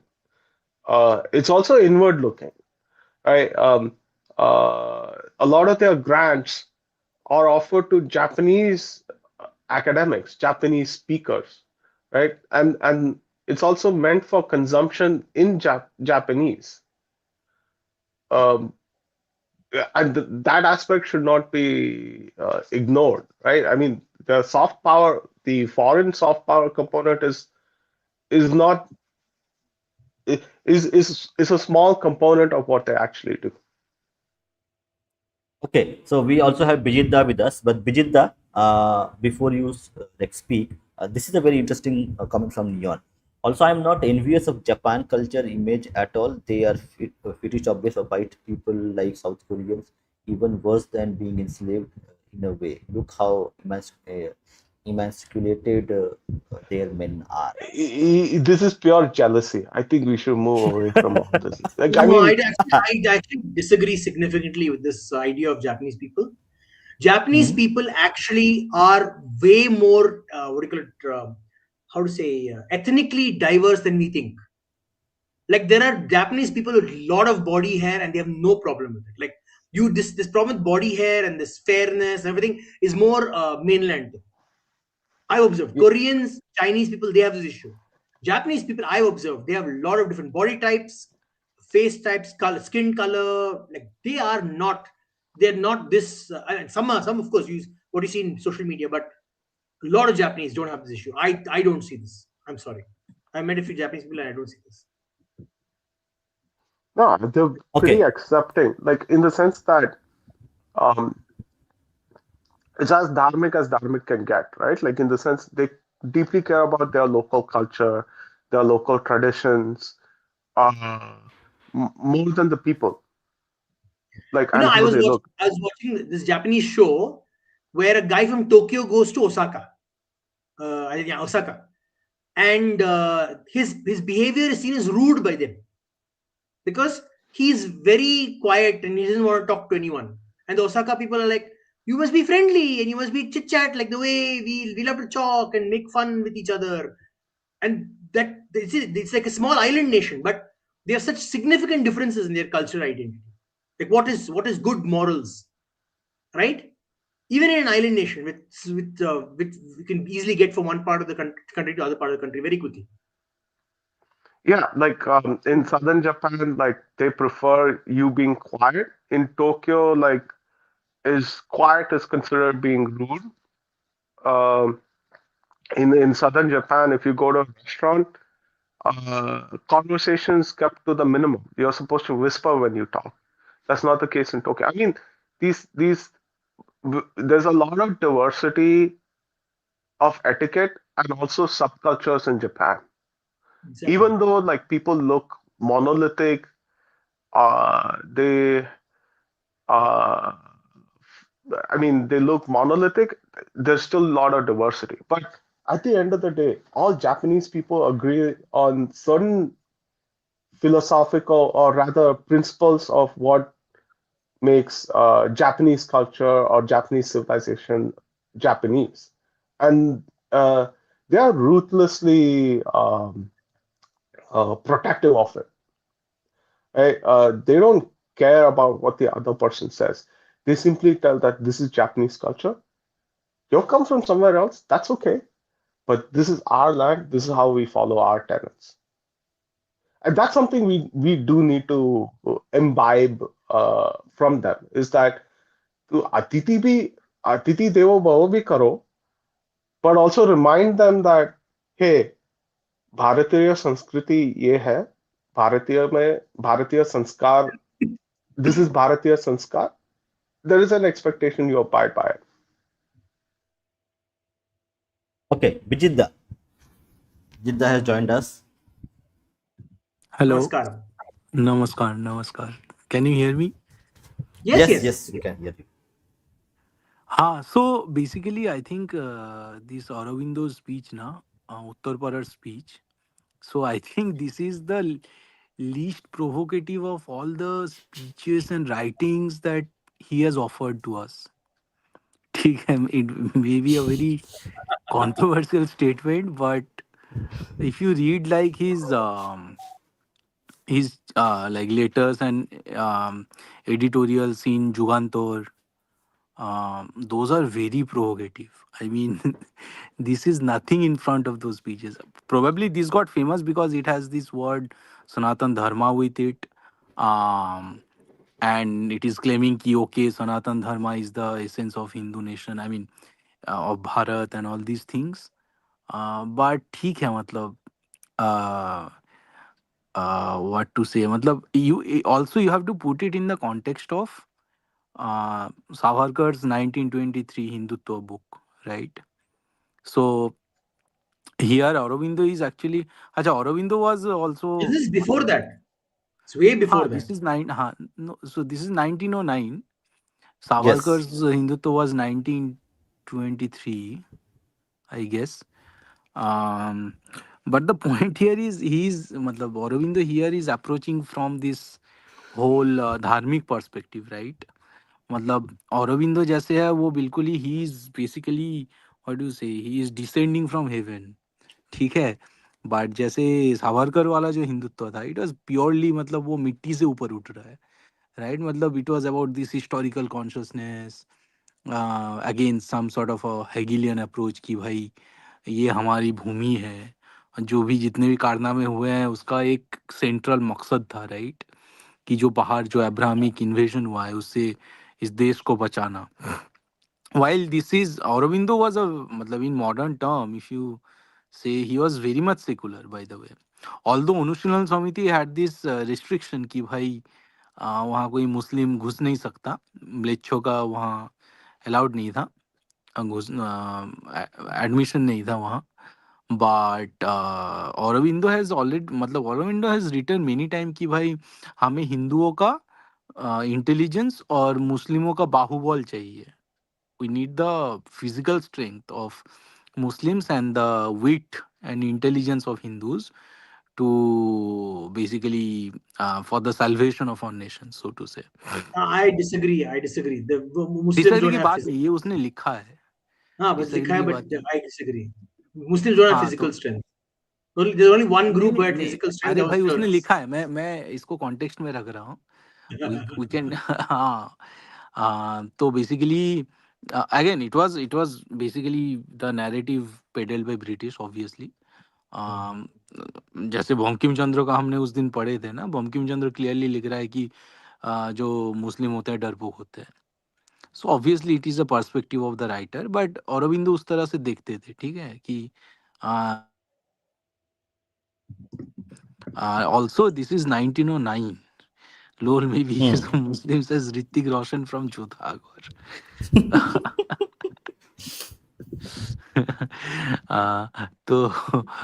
तो हाँ, तो क्या बोल रहे थे 1909, so 1909 was that time of huge turmoil as well, right, जहाँ पे आप देखोगे, मतलब आपको आप लोगों को शायद ये कहानी पता होगा कि so Aurobindo Ghosh, if you don't know, was a very brilliant student, ठीक है।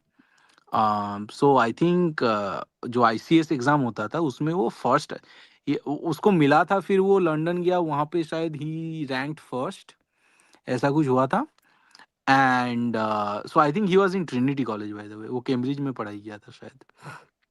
एंड तो वहाँ पे वो टॉप किया था। एंड फिर वहाँ से ही came to Baroda, he started teaching somewhere. फिर ये सब चीज़ों में he got engaged. Now I think in 1908 और समथिंग, जहाँ पे ये अलीपुर जो कॉन्स्पिरेसी था, अलीपुर बोमा मामला, अलीपुर बॉम्ब कॉन्स्पिरेसी, वहाँ पे उनका जो obviously Chittaranjan Das was the lawyer, but just imagine this scene, okay, कि दिस इज मतलब इससे अच्छा मूवी का स्क्रिप्ट हो ही नहीं सकता। So this topper Aurobindo Ghosh, he's standing in this convict box, right, as a convict, और जो जज बन के उसके सामने बैठा हुआ है, जो जजमेंट सुनाएगा, वो ऑब्वियसली ब्रिटिश था, एंड ही स्टूड सेकेंड। ठीक है, वो जो भी कुछ वो आईसीएस का कुछ एग्जाम हुआ था, उसमें जज जो था उसके सामने जो जजमेंट सुनाएगा वो सेकंड हुआ था, और ये बंदा टॉपर था। So just imagine the tension in the court, right? फिर ऑब्वियसली ये इसको मतलब in spite of so many things, right, ढंग का कोई तो मिला नहीं विटनेस या फिर अपना जो प्रूफ वगैरह, तो इसको छोड़ दिया गया अरविंदो घोष को। और ढंग का कोई टेस्टिमोनी इसलिए भी नहीं मिला और विटनेस इसलिए नहीं मिला क्योंकि आपको पता होना चाहिए कि उस टाइम पे काफ़ी आग फैल चुका था। मतलब the most famous case being जो नरेंद्र गोस्वामी, तो वो राज साक्षी बन रहा था, रॉयल विटनेस कहते हैं, क्या बोलते हैं उसे। सो हाँ हाँ हाँ, Narendra, royal royal witness. Crown's हाँ counsel, Crown's witness on it. हाँ, तो नरेंद्र गोसाई शायद औरबिंदो घोष का नाम लेने वाला था, और वो अगर नाम ले लेता तो ये खत्म हो जाता, इसको ही वुड हैव बीन हैंग्ड। तो नरेंद्र गोसाई को मारने के लिए दो बंदे, बहुत ही आई थिंक 17-18 साल के होंगे, Satyen Bose, this is not the physicist Satyendra Bose, but another guy Satyendra Bose and Kanailal Dutta. So ये लोग फिर आई थिंक ये लोग जेल में थे, इनको किसी भी तरह वो बंदूक बंदूक मिल गया था, ठीक है, वो भी शायद पहुंचाया गया था जेल के अंदर। तो इनको गिरफ्तार कर लिया गया था, लेकिन फिर इनको आई थिंक इनको ये नौरेन गोसाई का कोई तबीयत वबीयत कुछ खराब हुआ होगा या कान्हाईलाल दत्तो का खराब हुआ होगा, तो फिर ये मिलने का बहाने कर रहे थे कि हमें नौरेन गोसाई से मिलना है। तो फिर उसको फिर नौरेन गोसाई को इन दोनों ने गोली मार दिया, और फिर नौरेन गोसाई खत्म हो गया, और इनको भी ये कानाई दत्तो और अपना जो सत्येन बोस, इनका फांसी हो गया। ठीक है, तो इस तरह से मतलब अरविंदो घोष भी बच गया। बारिंद्र घोष का शायद कुछ फांसी वासी हुआ था या फिर उनको दीपांतर हुआ था उनका, काला लेकिन पानी। वो जो पूरा, हाँ, कालापन नहीं हुआ था। कॉलीफ्लावर फार्मिंग, कॉलीफ्लावर फार्मिंग भी चल रहा था आई थिंक। सो बेसिकली ये जो पूरा कहानी था, ये अपना अनुशीलन समिति जो कोलकाता वाला था, इसको रोकने के लिए एक मुस्लिम कोई सीआईडी या मतलब जो इंटेलिजेंस का ऑफिसर, उसको ये कार्यभार दिया गया था, और वो काफ़ी हद तक वो बंदा सफल भी हुआ था। तो आई थिंक उसको भी गोली मारा था, ठीक है, इन लोगों ने उसको भी गोली मारे थे। तो उस टाइम पे तो बहुत ही खतरनाक, मतलब you should read this chapter of Indian history and the history of Bengal actually, कि ये अनुशीलन समिति क्या उस टाइम पे मतलब कि मतलब कांड मचाए थे, ठीक है। नहीं नहीं नहीं हुए, तो दे उसके वर बाद औरबिंद, हाँ। दे वर बजरंग दल प्रो मैक्स। हाँ, बजरंग दल तो आसपास नहीं आ सकता यार, मतलब। ना ना प्रो मैक्स हमारे यहाँ तो अभी आज तो वही है, और तो कोई है नहीं, तो हु माई टेक नेम करे, वही है। हाँ, आप सोचो विल ना, बी कॉल्ड। 17-18 साल के बच्चे ये सब कांड कर रहे हैं, मतलब। और ऊपर उसके पैरेलल अपना बाघा ज्योतिन चल रहा था, है ना, ज्योतिन्द्रनाथ, उसका भी बहुत सारा कांड है, उधर का भी, इधर भगत सिंह चल रहा था। नहीं मगर तो सॉरी, एक चीज ध्यान पे देना चाहिए, राइट, कि जब 17-18 साल के लोग कांड कर रहे हैं, उसके लिए उसके पीछे एक थोड़ा इंस्टीट्यूशनल सपोर्ट भी रहता है। सो फॉर एग्जाम्पल, राइट, एक एक एक जगह आप देखा देखा जाए तो अभी, अब जहां पर हम पढ़ाई नहीं करते कि उस जमाने में सरकार का क्या हाथ था, ये पढ़ना भी जरूरी है, right. For example, right, I think Bengal में उस समय पे एक राइट हुआ था, and the British were basically turning the दूसरी तरह देख रहे थे, जहां पर मुसलमान इंस्पेक्टर्स और प्रोसिक्यूटर्स आके उन लोग सबको काट रहे थे, और वहां पर अपना जज भी बोल रहा था, तुम हिंदू लोग ऐसे कांड करेंगे तो मैं क्या करूं, कट जाओ राइट, मुसलमानों से। I mean, so right, this aspect of history, जहां पर uh, deep institutional apathy raha should be studied very deeply, because the thing is like मैं that इस बात पे institutional. कहूंगा कि ब्रिटिश का जो इंस्टीट्यूशनल एपैथी था टुवर्ड्स हिंदूज, आई थिंक अभी जो अपना इंडियन स्टेट है उनका institutional apathy for Hindus are मतलब मच लार्जर, ठीक Yeah, है, yeah. No, I agree, but much can I larger. can I say one thing? हाँ, One thing you understand with the Britishers.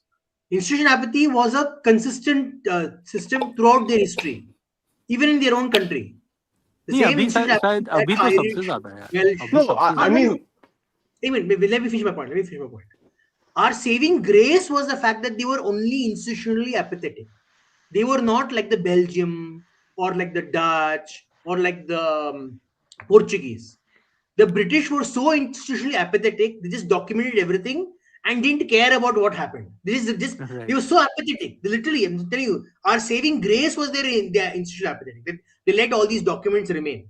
If they were Portuguese, they would have burnt everything and not given us any evidence. They would have kept everything right. hidden. no, They had I think nothing that to do with the colonizers at let's that time. not attribute goodwill to the British when I will they attribute had this. when they had sufficient amount of malice, right? So Of course they had. two things you need to understand about colonial British administration. One, that their primary motive was just purely profit, profit, profit.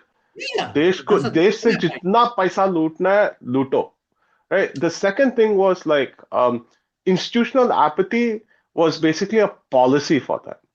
yeah, It that's was what I'm an saying. intentional policy. It was not unlike, say, the current Indian state, जहाँ पर institutional apathy is actually a result of Babudam culture, corruption, and just like trying षोड़श to. शत्रु, six But where did they learn enemies, it from? Where did they learn six it from? Enemies, milords, Macaulayism, Marxism, मुल्ला, मुफ्ती, मौलाना, missionary and media, media Sure, Dalit sure, sure. Things. Let us give some let us give some all of credit them. even to our so-called Hindu politicians. Okay, they They're also self-serving. enjoyed या making या all the they are No, Ashraf, money they making are schemes. the first. Practicing Ashrafism ना. No. The first thing is they're just self-serving, right? उन लोग को क्या है, उनका माँ बेटा, sorry, माँ बेटा बीवी, और छोकरी और अपना बंगला. This has been the apathetic act. This is basically self-serving attitude है. उन लोग को Exactly. दूसरे से कुछ भाग लेना देना नहीं है, right? And this institutional apathy, you can, sure, the church, Marxism, वो सब भी है, but the primary factor is that मेरे को घर पे बंगला चाहिए, उसमें मुझे एक BMW 7 सीरीज चाहिए, Exactly. 4 BMW 7 सीरीज चाहिए, राइट? मेरे पास हर क्वार्टर मुझे 2 इंटरनेशनल वेकेशंस चाहिए, and this is what drives the institutional apathy, because everything else is secondary to them. पहला Exactly. पैसा, पहला self interest. That is the first motivating thing for our institutional apathy here. But that brings me back to my previous point, right? Institutional apathy for the British was an intentional policy, No, I right? agree. And the second thing is that they could have gone down the Portuguese and the Belgian route. They did in other places. If you go to Canada, they were completely Portuguese about this place. Yes, that's true. The issue was that if they did it in India, you would have two basic problems. One, you'd lose your golden hen, that you're constantly looting to get your money. The second thing is it's bad press. So they essentially outsourced it, and the outsourcing of their sort of, let's call it, Portuguese policy, of lack of a better term, manifested itself through institutional apathy. So एक मुस्लिम inspector उसको गुस्से में आ गया तो वो 4 हिंदुओं को कातिल कर देगा, the local crown prosecutor will not even acknowledge it. Exactly. Court पे हिंदू जज रहेगा, बट उसको और उसको लेजिटिमेसी, थोड़ा लेजिटिमेसी देके, क्योंकि वो एक डिसइनफ्रेंचाइज बंदा रहेगा, वो किसी ने तो उसके साथ कांड किया रहेगा 3-4 पीढ़ी पहले, सो उसका वो भड़ास, वो कातिल करते समय, जजमेंट देते समय वो भड़ास निकालता था. And this is Arey, how. today also they use the same argument. So, for example, when you say when we say that something has happened, so someone is reporting wrong information about us, जो India के बारे में wrong information दे रहा है, instead of acknowledging the merit of the argument, they say आपके ही लोग बोल रहे हैं भाई that you are horrible, because they've created this entire group of, you know, this people who are apathetic towards your own community or your own country, just for kissing ass and getting that bangla or that connection or that friend, gore लोगों का friend बनना है. And Islam Still is going on. very clear It's still about going these on. kind of munafiq people. Yeah, I Islam mean, knows Still how going. to handle those. no, everybody else is taking advantage of it, right? Whether it's Islam, whether it's Marxist, whether it's Exactly. No, church. I'm saying the people in the Islamic fold who get the craving to criticize Islam. Islam knows how to deal with them. Hindus don't know it. Matlab, Hindus haven't yet I don't think developed so. a I think in mechanism no, no, no, no, no. to basically I don't control agree. and I don't curb agree with them. this. I don't agree with this. In India, we are very clear because we have our borders, our conflict is very clearly defined. But if you go see in other places in the world, Islam also doesn't know. You don't understand. They also very confused because this is very well deployed against them. You think about it, right? The entire region in the Middle East is so unstable because of one group only. They've kept it unstable, but only one group is kept unstable, the Europeans. Why do you want to do? Why do you want? It's very easy for them to calm it down. It's just some military force, they can calm it down overnight. But no, they keep it unstable because then the other large groups in the world should not have benefit of that stability. The minute those places get stable, they try to destabilize it again. Have you noticed? Even now they destabilize. The minute a place gets stable, they destabilize it again. So Islam doesn't know. They think they know. They think they know the enemy, but they're non-stop getting destabilized because they for them they actually. So yeah, for me, I don't see the No, Islamic I think enemy in as being Islamic part of it. country, no one has the guts to criticize Islam from a Islamic That nation. is different. That's local. I'm saying It's not in different a now. grand In in a grand you strategy way, they see don't know people anything. like Stalin and They're one these by morons. guys, right? one by one by one. So Okay, go Stalin, ahead. In a for grand example, strategy right? method, Stalin they don't or know anything. Akhilesh Yadav, for example, these guys have the guts to matlab, talk shit about Hinduism from Because inside we let India. them. Because we let them. That's why. Because Hindus we let them talk shit. That's the problem. That's what I'm एक saying थप्पड़ now. मारेंगे तो Islam they'll knows stop how to talking. criticize. Islam know how to curb or control these kind of people. Hindus No, don't. not Islam. It's individual people who are like that. In No, Hindus no, में no. एक भी बंदे के In, pass balls नहीं है कि वो it's अपने a belief clear के लिए parallel, dude. जाके It's a clear कुछ करेगा, parallel. I कुछ don't नहीं know. करेगा. There cannot be a Stalin, a Muslim Stalin, inside Saudi Arabia. It's not possible. अरे कि थे वहां पे भाई, बोल दे कि अरे I अरे am going थे, to there eradicate were I am going to some, eradicate no no. Islam. No one can say it from Saudi Arabia. Yeah, it's a आज plain नहीं thing. सकते, I but don't know why there you are were not people like agreeing this. to it. Yeah, no, I disagree with you. There were people like this in Muslim world at one point of time. Now अब तो चला गया है, but there were people like this at one point of time. In They got killed, bhai. There were नहीं, people they didn't like get this. killed. So you are saying there were people like this who said अरे कि we are going to नहीं, eradicate Islam from inside Saudi Arabia. Are you अरे claiming that? they make fun jokes of the prophet. Hold on, let me see. One second, I'll No give you the one name. see they all got killed, bhai. नहीं See, भाई, No I, one can say I from inside Saudi Arabia that I want to dismantle Islam. see, No one has the Biljita has a point, right? Like, sure, the Saudis might might crack jokes amongst each other about the prophet, but they don't let any outgroup do that, हाँ, they're not disagreeing with that. right? But And they I'll are so give not you going so to some let example. they're not the gonna let other an. point is the prophet it basically he belongs to some community, right? मतलब वहां पे भी क्या बोलते कबीला होता है ना, सो कबीला के हिसाब Hmm. से वो जोक मार सकते हैं, but they The cannot Baathis used to say do कि that, we are man. Going to dismantle Egypt में इस्लाम. the Baathis used to do that. क्या इजिप्ट में? Egypt, even Saddam Hussein was not a religious man. Technically he was an atheist as well. Did he तो ever ये लोग say कि I am going to अरे dismantle Islam? Islam is dengue malaria. Did he say these kind of words? they don't need to say it, they just need to do it. वो अरे करते हैं. it matters ना how explicit. These guys, Stalin is being explicit about it. He's being मतलब vocally explicit about what he is talking. कि this is We are dengue trying to malaria, be Sanatana is majority in the dengue world. malaria, we have to dismantle Sanatan Dharma or Sanatana.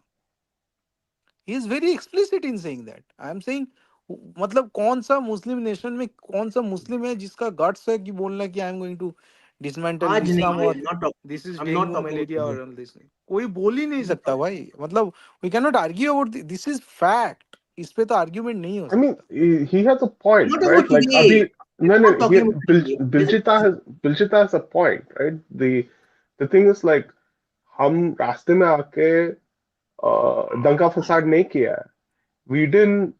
I mean, not that I'm saying we should do that, but there is some value in demonstrating damage to the state that you cross a certain line, we will destroy you as a state. एक minute. So right. इसका नाम इस ये नाम ले, check this name. Abu al Mari.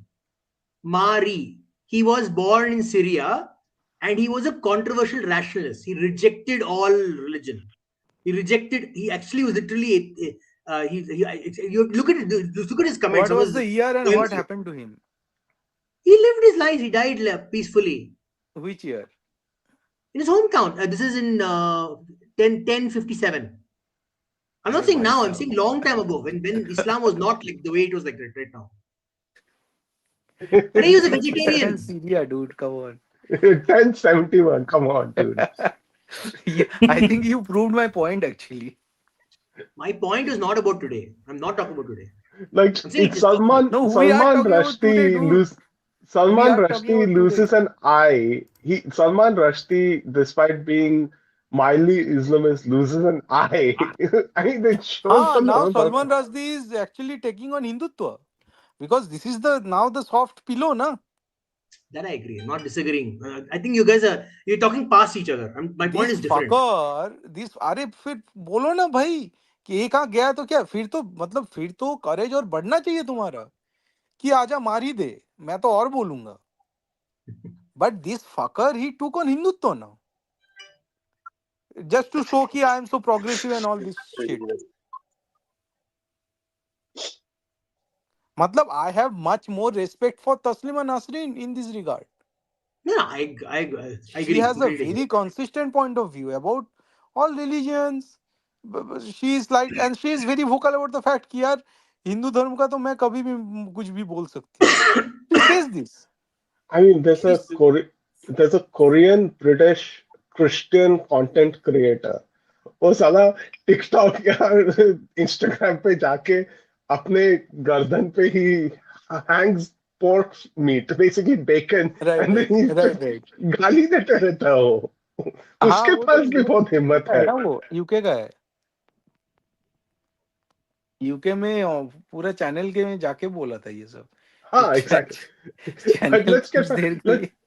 let's get back to Aurobindo and regain अच्छा हाँ, our. Aurobindo and this thing, right? So I was trying to make this point कि you have to put it in the historical context, and I don't know, मतलब if you read for example Savarkar, you can see कि maybe this guy got inspired somehow from the line of thought that Aurobindo started, right? मतलब for the first time probably Aurobindo was the first guy who could say कि भाई ठीक है, ये जो nation है ये सनातन धर्म पे बनेगा.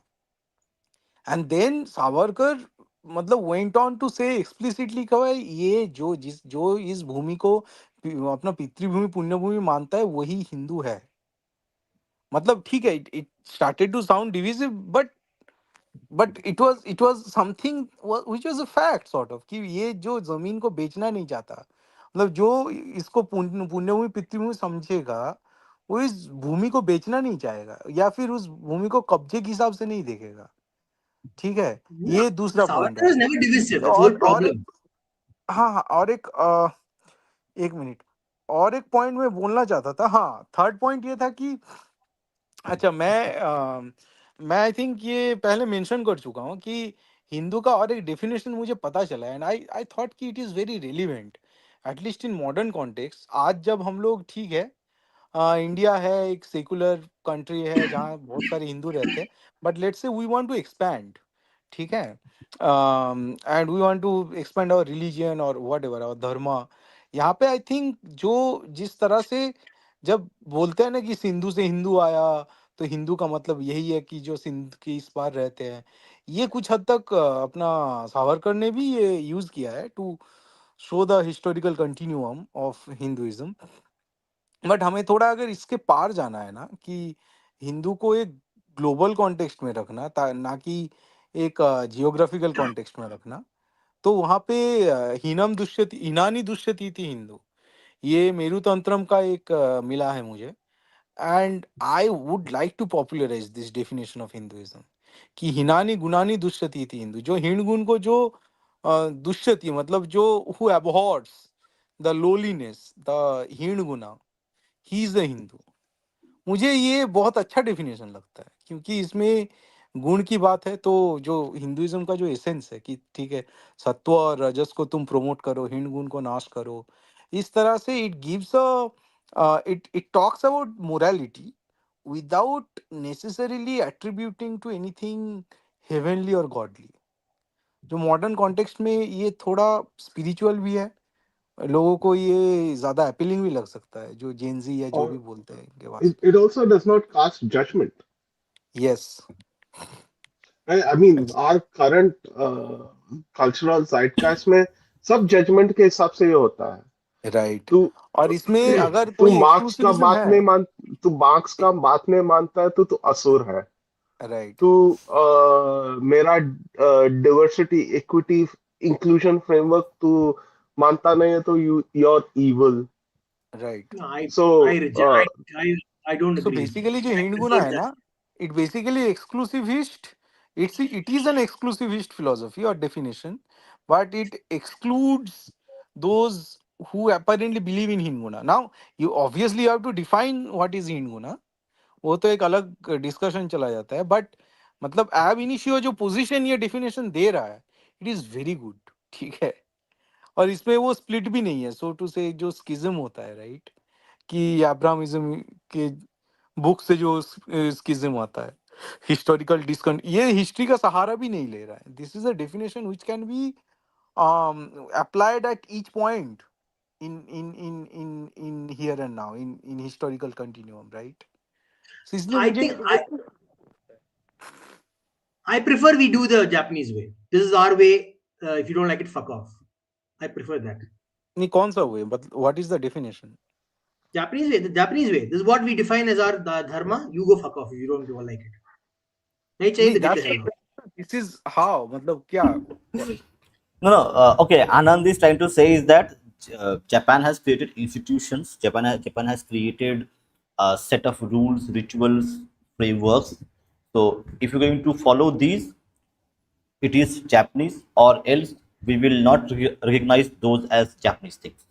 Exactly. It, That's it, my it, point. it's done through soft power. It's done Right, through right, right. institutions. It's done But through the point governments. is, हाँ, the point here is कि वो तो बाद में बनेगा ना। पहले लोग तो इसी पे झगड़ रहे हैं ना, कि हिंदुइज्म क्या है, हिंदुत्व क्या है। वो इंस्टीट्यूट No तो बन ही झगड़ा. जाएगा। I'm जापान saying क्या बोल झगड़ा रहा है कि नहीं. ठीक है, Okay, हमारे इंस्टीट्यूशन है, इंस्टीट्यूशन के हिसाब से ये जो है यही शिंटो है। ठीक है, इसको मानना है मानो, ना मानना है वही, मतलब दूर भागो, राइट। द नहीं पॉइंट नहीं. इज You कि नहीं पर if if we एक चीज have a में working definition You don't like understand this what I'm जहाँ saying. पे I think you're not getting what I'm saying. It's ना like, for example, imagine other Japanese debating with a samurai what a samurai is. What does a samurai say? Fuck you. I'm a samurai. I decide what a samurai is. If not, I will take my sword and cut your head off. That is the reason why the Japanese have such strict, well-made institutions. Because even among their own people, they don't allow the debate for certain things. Certain things are certain things. That's it. You no need I that kind of think clarity if you want to keep push back against the external forces. no I I'm think sorry. I the believe. I think the issue is that we tend to think that institutions bring order. That's not true, right? Japanese institutions did not come out of a vacuum. Right? I हमारे understand. इसमें, and the other thing is, Vijita, you weren't there, but basically what I said is that you need to ruthlessly uh, defend your principles, right? Exactly. और हर एक जगह का एक पद्धत होता है, एक एक संस्कार रहता है. You have to defend that. उसके लिए तुझे institutions की जरूरत नहीं है. अब for example, right, like एक मीनाक्षी अम्मन कोल के अंदर आप जाओगे तो आपको एक पर्टिकुलर पद्धत से आपको ड्रेस करके आपको एंट्री मिलेगा Exactly. गर्भगृह के अंदर वो unless you defend that principle ruthlessly you're not going to conserve anything right? And Exactly. you don't need an institution for that. Meenakshi Amman called car institution. It's not a I mean in the But see, current this context it would example not is be an trivial example. institution. Hmm? This example that you are giving is a very trivial example. It's not Yeah, very important. obviously अगर मंदिर के अंदर जाओगे उसका जो rule होगा उसके हिसाब से आई एम नॉट सेइंग कि लोग फालतू में मतलब It's एसोल्स भी not रहते trivial हैं. anymore. It's a real No, no, threat no. these days. People No, want it to is a real ridicule threat. even. It is a real threat. I am saying from a hypothetical point of view कि मंदिर का जो rule है वहाँ एक custom है वो हमें पता है. हिंदुइज्म इतना एब्स्ट्रैक्ट है इसके ऐसे रूल पता नहीं है टू द एक्सटेंट कि आप अगर कोई किसी भी तरह डिफाइन करना चाहोगे उसका रेसिप्रोकल स्पेस रेसिप्रोकल एग्जांपल आपको मिल जाएगा. In that case how to define such a religion. अब तो एक अप्रोच है कि यार नहीं ठीक है सिंध के इस पार जो है वो लोग ने जो बनाए थे वही हिंदुइज्म है. ठीक है चलो उसके हिसाब से नहीं चलना बट है. मैं आप मंदिर के हिसाब से देख रहे हो मैं योगा के हिसाब से भी मैं भी वही बोल रहा था right there are some basic principles in yoga that we have to ruthlessly defend in our own land. I mean, Yeah. you're saying that, temple is a trivial example, but I think that triviality itself demonstrates what I mean by, we should uh, ruthlessly defend our principles. No, Lest you I don't think so. forget Father, the Narayan Guru, hmm? the Narayan I'm an Guru atheist and I'm community telling you, has temples started are all trivial. agitations against such dress codes in temples of South. They call it as Brahmin, something Brahminical oppression or something. It has No, started see, in now Kerala. We should call it push back on Brahminical that, oppression. right? No, वो हमेशा Yeah, वो contestation होते रहेगा. Like that has always been a feature within our own dharma, right? Vad is one key no, no, feature. no, no. नहीं नहीं I'm कोई not भी talking बात about हो जाए Vad. यार ब्राह्मणों को गाली देना इस तरह से it has never been the norm.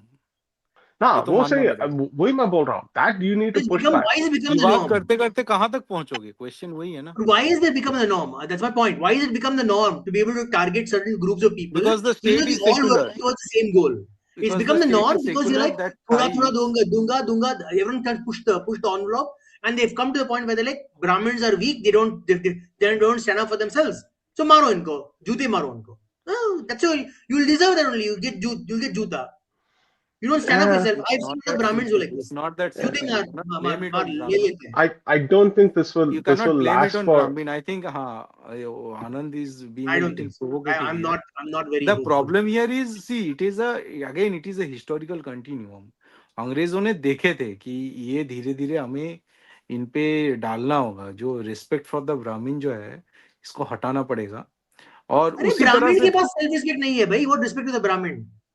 How many Brahmins because the defend the state principles is of see dharma? because the state is a secular state now which has No, promoted don't blame the state for secularism. that. I'm sorry, I don't agree. You Don't blame the have to state for that. because No, I don't before agree. No, the Brahman Okay, okay. state. see it Hold is on. the Hold. livelihood. For the livelihood, Brahmin used to teach certain things. This is how they I'm used talking to. about Brahmins who are not part of that livelihood, who are poor. I'm talking about Brahmins who have No. influence. The They don't modern stand up for their Indian, community. अरे भाई, the modern Indian secular state, for example, वो जिस हिसाब से livelihood define किया है, for example, teaching. ब्राह्मणों का मेन एक काम हो सकता था कि टीचिंग राइट ये होता था. नहीं, अभी एक मिनट. University let me Hold complete on. My point यार let me complete my sentence. ये जो Yes, अभी okay. यूनिवर्सिटी का जो टीचिंग है फॉर एग्जांपल ये जेएनयू हो जाए या कुछ भी हो जाए वहां पे क्या है वहां पे basically they promote secular teaching. फिर जो ब्राह्मण जो पढ़ा रहा है वहां पे he is not teaching Hinduism or anything. He is teaching some bullshit That is not my secularism that is point. being promoted by the You're state. not. You're talking about the state again. I'm saying. Imagine. I'll give you an example. There was we also debate that Bengal debates we No, watched, no, right? you Wait, had the let point. me finish. भाई ब्राह्मणों की Let अपनी me गलती है. listen. Let me finish my point. We saw the debate, the Bengal debate, right? The last person was a historian. Gawar historian was sitting there. उसका last name क्या था? शर्मा. शर्मा. वो क्या थी? शर्मा. ब्राह्मण. They imagine ये nonsense बकरी है. She goes home. If I was the father, I'll throw her out of my house. That is Brahmin standing up for Brahmin for him for अरे dharma. Get out of my house. I think उसने throw out कर दिया होगा उसका पापा नहीं है. एक I'm मिनट. pretty sure उसके पापा ने निकाल दिया होगा अरे, उसे. that's not my I'm point. very sure.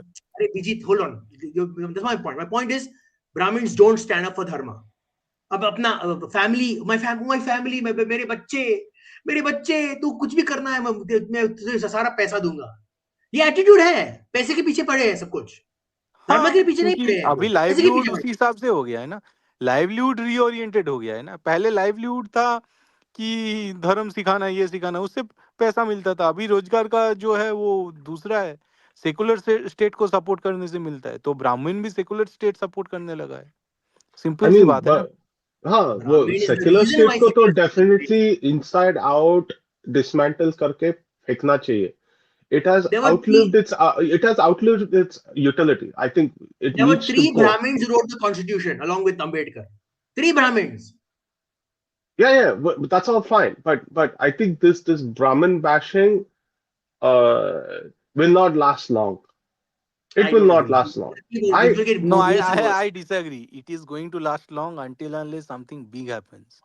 This is I what this no. secular state in. Hold on. The reason why I say this is because the thing is, this is where the North is going to save the South again.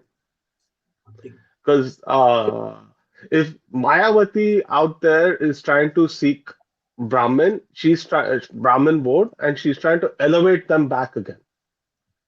This will reset a lot of Hindutva politics in a lot of different ways.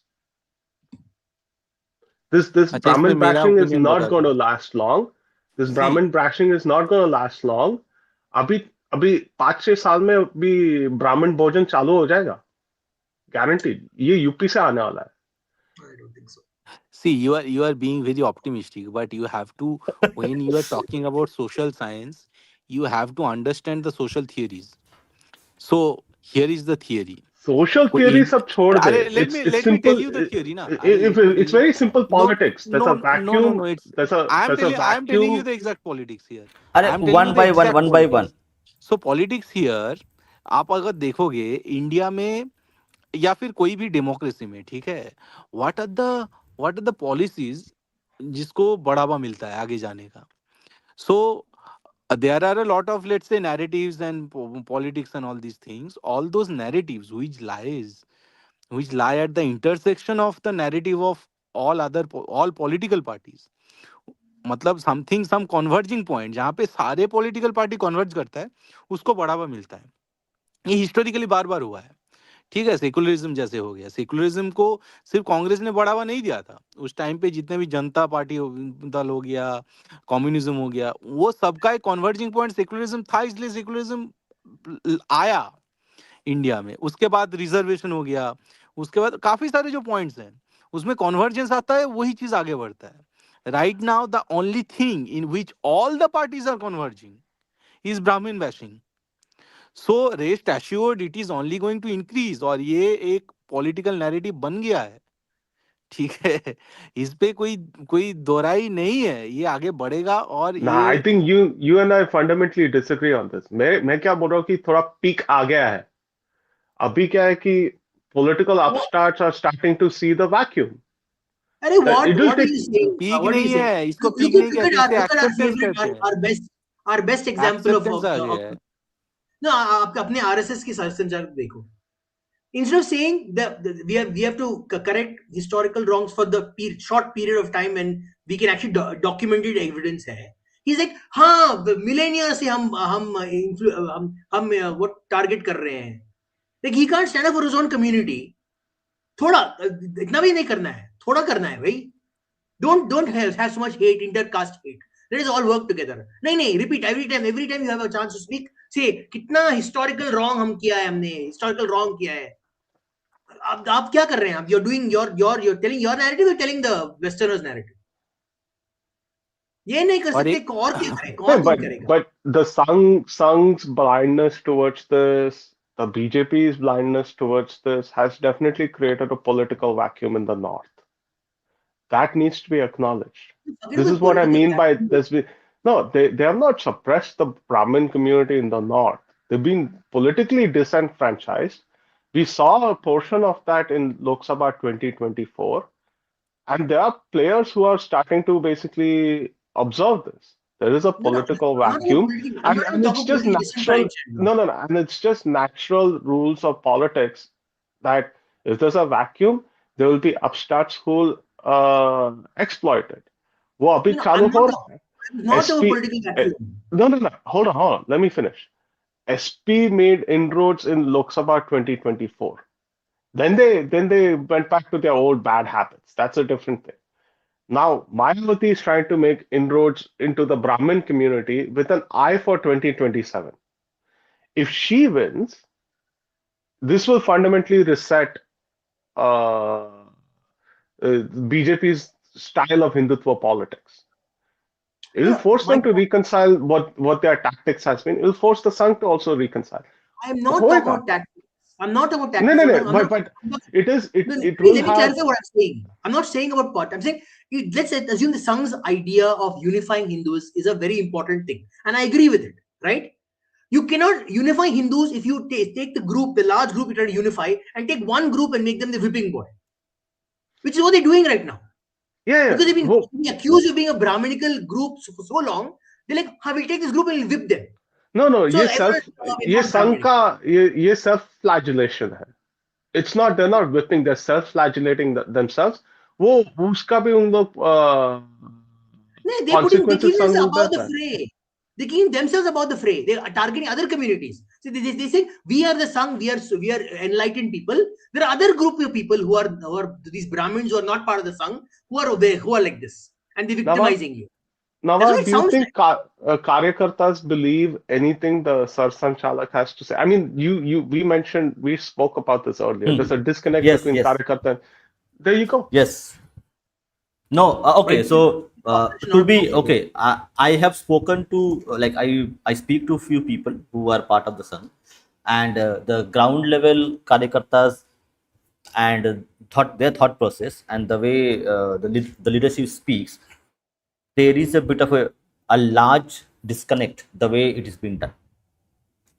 So that see, because people are not connected with, they don't know, they don't speak with them. I speak with them, few other people at least. So it is not a monolith. Okay, whatever is being said by the Satsang Chalak or the other people, okay, it doesn't mean necessarily that okay everybody in the Sangh is doing the same line. No, that is not the case. There exists a large number of opinion which is against what is, or they do not, it's not against, do not agree whatever such Chalak says.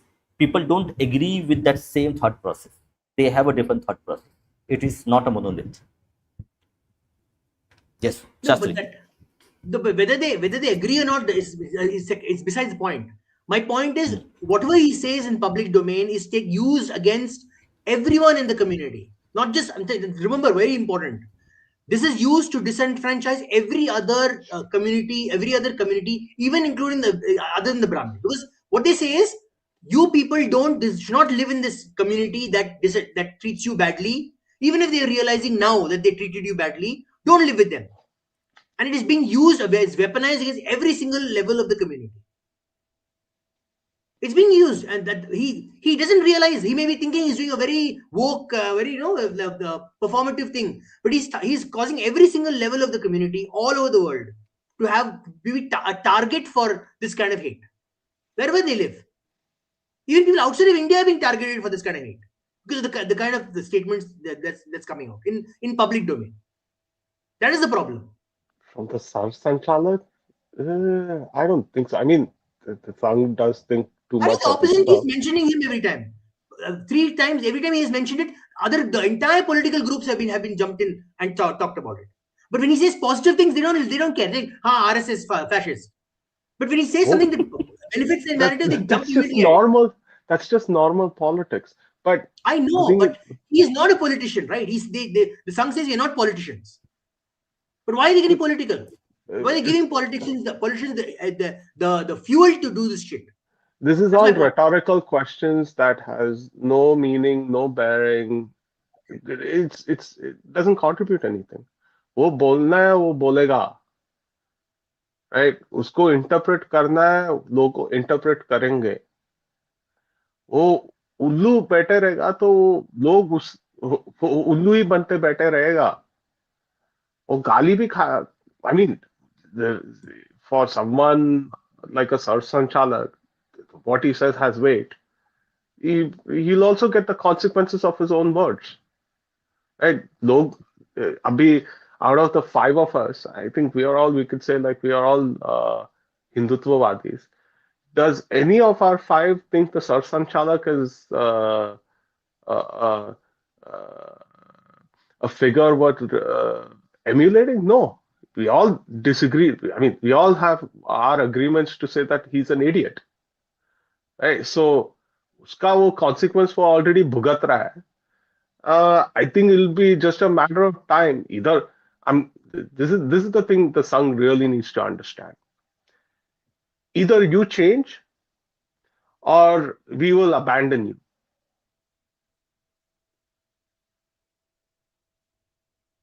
Yeah. Okay, Shasi. One more thing, a very important part. Correct. So people think that the Sangh is a kind of a top-down approach, a top-down organization.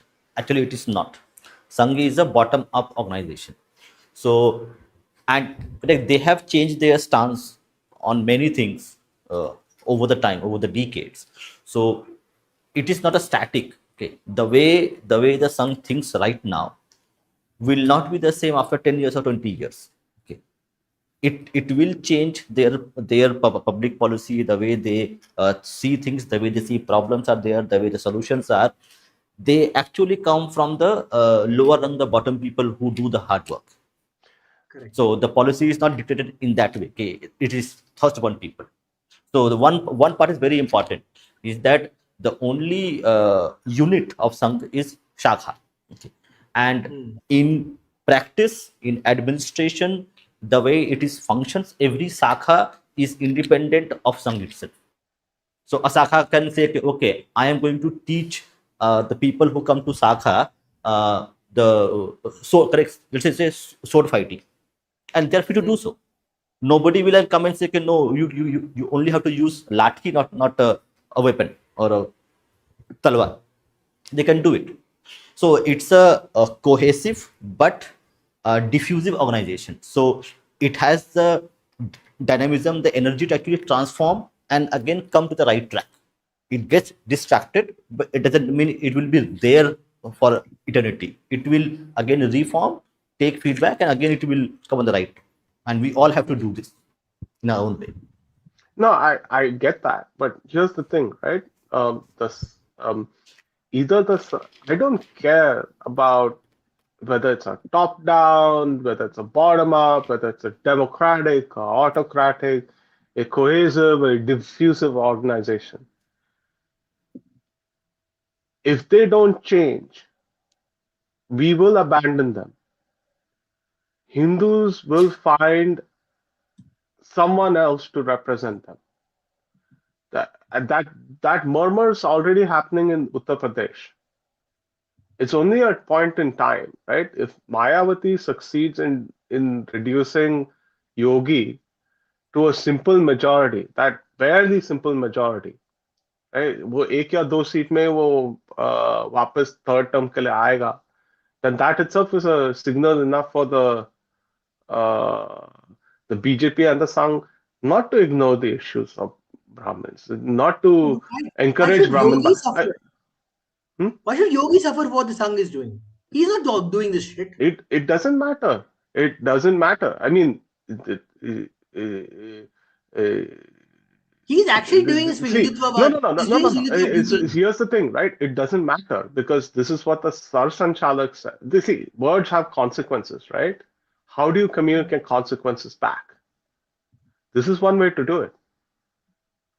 So I think like I don't care about the how the organization is structured, who they promote, and that's all internal to them. Me as a person outside the Sangh, I'm just telling you one simple thing: change or you will perish. You will lose relevance within Hindu society. No, but my point is, Yogi is doing his duty to his dharma. He's making sure every single part of Hindu society is protected. He is not. He gave up his caste identity. He's like, I only will focus on my duty to my society. Why should he pay the price? And he's not doing any woke like he's what virtue signaling to anyone. Again, this is a rhetorical question, right? He's a politician. He should be smart enough to basically either uh, counter Mayawati and her Brahmin outreach, or use the laws to basically send a message to folks up the stream. I mean, it doesn't either which way. Like Yogi will do what Yogi needs to do to advance his agenda, his career, his form of Hindutva. It's very sad. So. No, this is Okay, the let's reality get of back. being in a large organization. So yeah, Okay, let's back to our discussion. We'll finish it very soon. So, Rishi, go ahead. Yeah, Dada. So, Rishi is, Bijidda, is he here? Bijidda is here. Yeah, yeah, yeah. Mhm. yeah, we Yeah. must also you as well. So, just a bit below, if you could scroll down this page, just a bit below. Yeah. So, Bijidda, you'll love this article. So, you can see over here, its title is "The Limit of Forbearance." He wrote in April 27. So this article was written, as it says here, this article was written in the background of Mohammedan hooliganism at Jamalpur in the Moimansingh district, resulting in the beating of the defenseless Hindus and the looting of their property, in the outraging of their religion, and the breaking of the image of their goddess Bashanti. This disgraceful episode, engineered by the British bureaucracy, took place in the afternoon of April 21, 1907. This article, Vijidda, talks like here you will see fire of Rishi Aurobindo, where he chastises the uh, normal intelligentsia which Hindus used to have, also British bureaucracy as well, and the accused party, uh, the the party which actually harmed Hindus over here. He chastises the moderates, calling them as hypocrites, like knowing very well who were the culprits, but still advising Hindus to get over lowly passions, aka do not retaliate, be higher in mentality and try to accommodate and so on and so forth. So these sort of problem they were dealing with back then as well. Vijitda, your comments would be good, and we must also, No, please. no. So this is an event जो सीताराम गोयल जी ने भी site किया है actually. हाँ गया. Rishi is here. Yeah, yeah, So yeah, yeah, yeah. so this is an event ना जो बहुत ही infamous event है. Even the judiciary, the judge, they were also मतलब acting the similar way. ठीक है. And I think I have also quoted this in my book. जहाँ पे मैंने मिलॉर्ड्स वाला एक सेक्शन लिखा है ना, in part 4 of the book. Milords मतलब मैंने आई थिंक शत्रु जो डिस्कस किया है, मिलॉर्ड्स में मैंने ये चैप्टर एक्चुअली रखा है. और ये एक्चुअली सिंस 1905 ना, they were planning it this way only कि ये दो हिस्से में तोड़ेंगे और फिर जो ईस्ट वाला हिस्सा है वो बेसिकली मुस्लिम को दे देंगे. और तब से मतलब they Bengal has always been the centre of British experiment on how to play divide and rule. ठीक है. क्योंकि ब्रिटिश के नज़रों में मतलब as they saw it, the the northwest part of India was less radical than this part, which we call Bangladesh, not the whole of Bangladesh, क्योंकि जौसर खुलना था बाहर ही था. 1905 में जब आई थिंक डिवाइड कर रहे थे तो जौसर खुलना एक्चुअली इस साइड आ रहा था, और जो मुस्लिमों के हिस्से में जा रहा था वो बेसिकली गंगा का उस पार था. ठीक है. So they have been playing this for a very long time, including the judiciary. थाना वाना जो भी पुलिस ऑफिसर था उस साइड का तो ये मुस्लिम ही रखते थे basically. It's not a new thing actually. Hmm. The exhortation at last by Rishi Aurobindo is amazing. Dada can go over that. So yeah, just the next page. I think it ends. The last. Oh, okay, the last. Yeah, yeah. Okay, this is the This. last. Yeah, it ended. Yeah. Yep. This portion, this last para, is it's brilliant. Bijit, just see like what he says. The time for pretenses is past, and we must face the situation boldly and bravely, irrespective of consequences. The occasion requires that we should rise equal to it. At Kumilla, the need of organizing measures of self defense became apparent. At Jamalpur, it becomes imminent. The old and obsolete methods of political agitation will no longer serve our purpose. New occasions teach new duties. Time makes ancient good uncouth, and the new spirit that is breathing on the face of the land and that is to bring us our salvation teaches us that there is limit beyond which forbearance ceases to be a virtue. Yeah, say that to Mahatma Gandhi. Say this to Ashutosh and Ruchika Sharma. Right. Ashutosh is an idiot. Don't you bother? Like, the guy is just not even worth talking about the guy. Seriously. Anyway, I Rishi and I everyone How else. did he become a So, journalist? I don't understand. yeah, so Rishi and everyone else, Munshi and our Anand. So maybe we can. I am planning to write a book, Gandhism, as a tool of Hindu genocide. So if Rishi, you can help me with the book. I mean, Completely, completely, so let's completely. I let's can write understand. this book. I Can you think we add have this one enough bit? material. Can you add this one part inside, please? I Huh. want because no, not one Indian has ever mentioned this. You know Sardar Udham, right? Sardar Udham Udham Singh. traveled Mhm. all the way to the UK to kill General O'Dwyer. Sorry, Right. Representative Dyer. O'Dwyer. Dwyer, Huh, huh. O'Dwyer, Right, O'Dwyer. right. Okay, that guy didn't even actually do it. That's right. Didn't actually go kill anyone. Mm-hmm. He was apathetic enough to cause it to happen because he Mm-hmm. supported Dyer. Okay, Right. Sardar Udham is not a terrorist apparently for Indians, right? But Godse, who killed a politician because he disagreed with his politics, okay, and he saw him similarly. Similarly, his apathy towards Hindus is a terrorist. And even the Sangh keeps rejecting Godse. So tell me, where is the consistency here? So is Sadaudam the same? Because he killed a person in cold blood for his political ideology? Actually, it would be a better. I would say, like, don't touch pre-independence Gandhi, Biljita. Touch post-independence Gandhi. I mean, No, no. I think because I have hold. enough record. Let I me have finish. enough record. Let me finish. Right? क्योंकि क्या है कि there's a certain uh, right after Gandhi was shot, assassinated, right? The government of India went um, overboard Berserk. in promoting Gandhi and Gandhianism.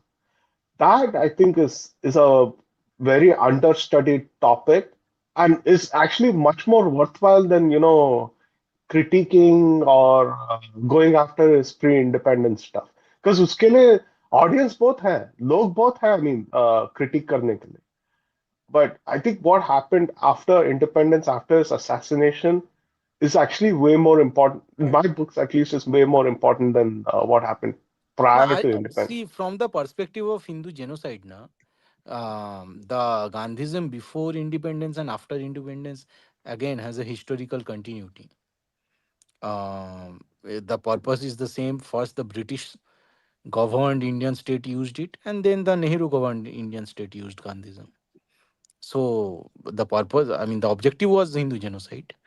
They played it in a very different way. That I agree.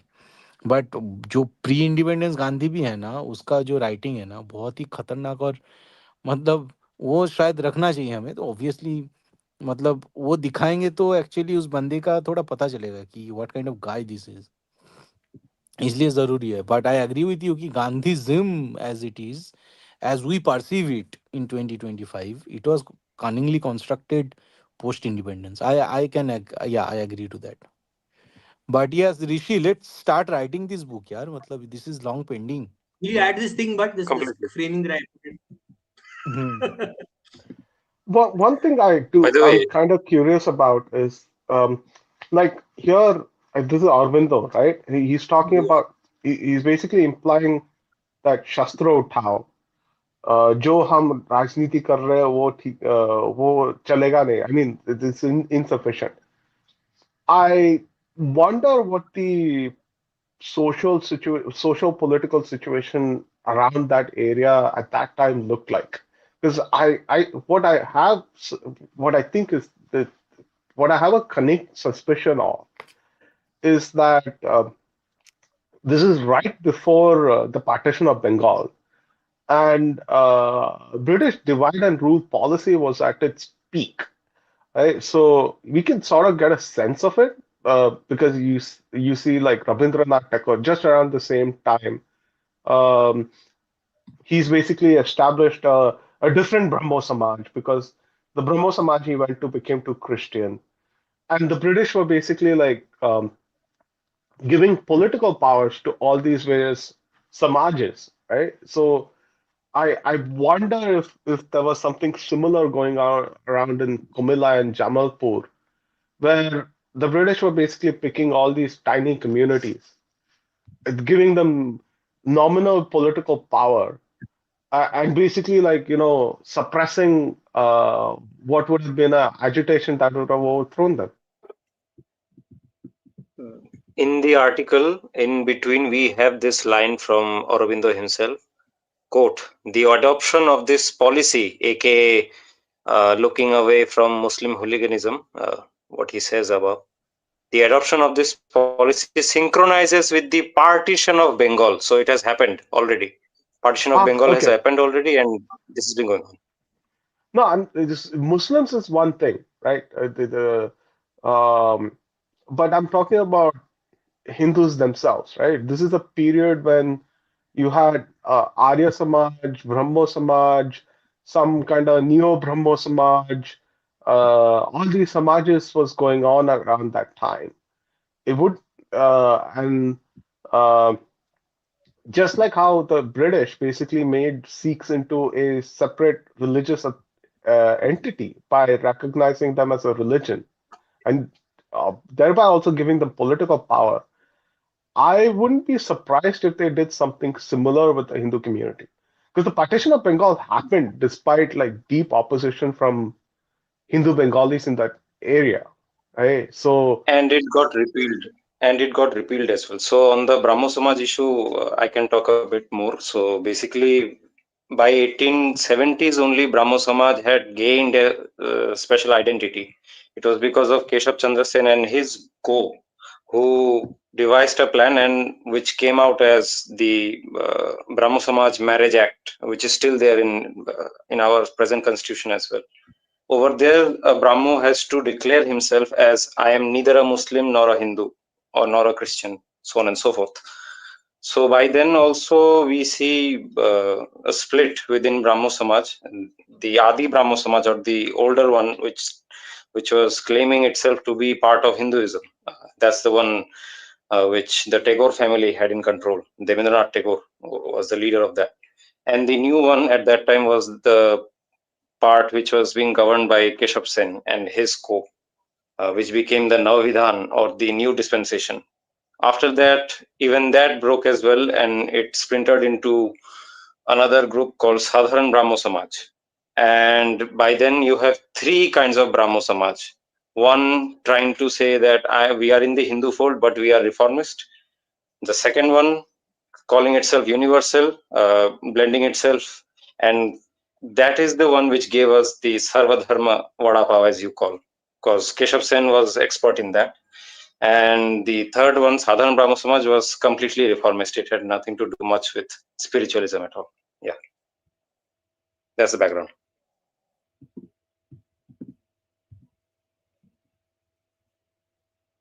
Okay, so I think we are end of our discussion today. It was a fruitful discussion anyway.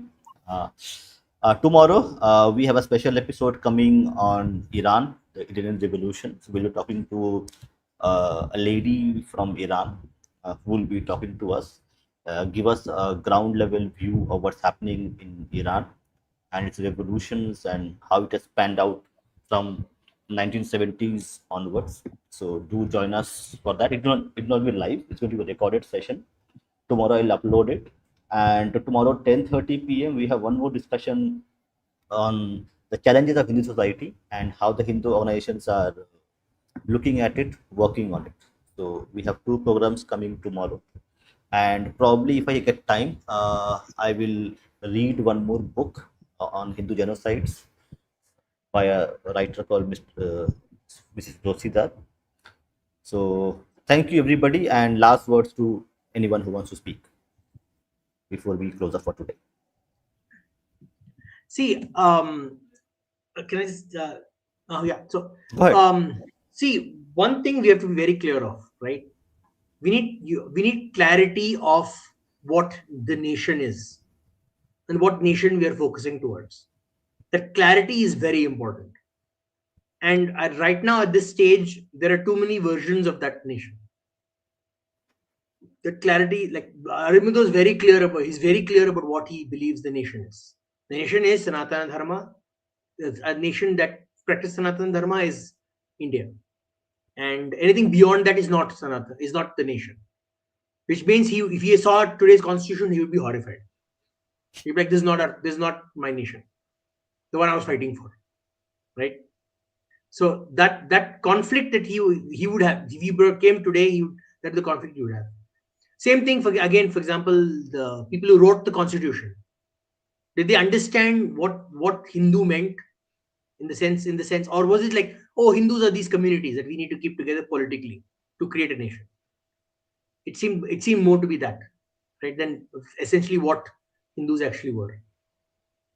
So that clarity someone needs to have right now. I don't see anyone having that clarity, including the BJP. So thanks.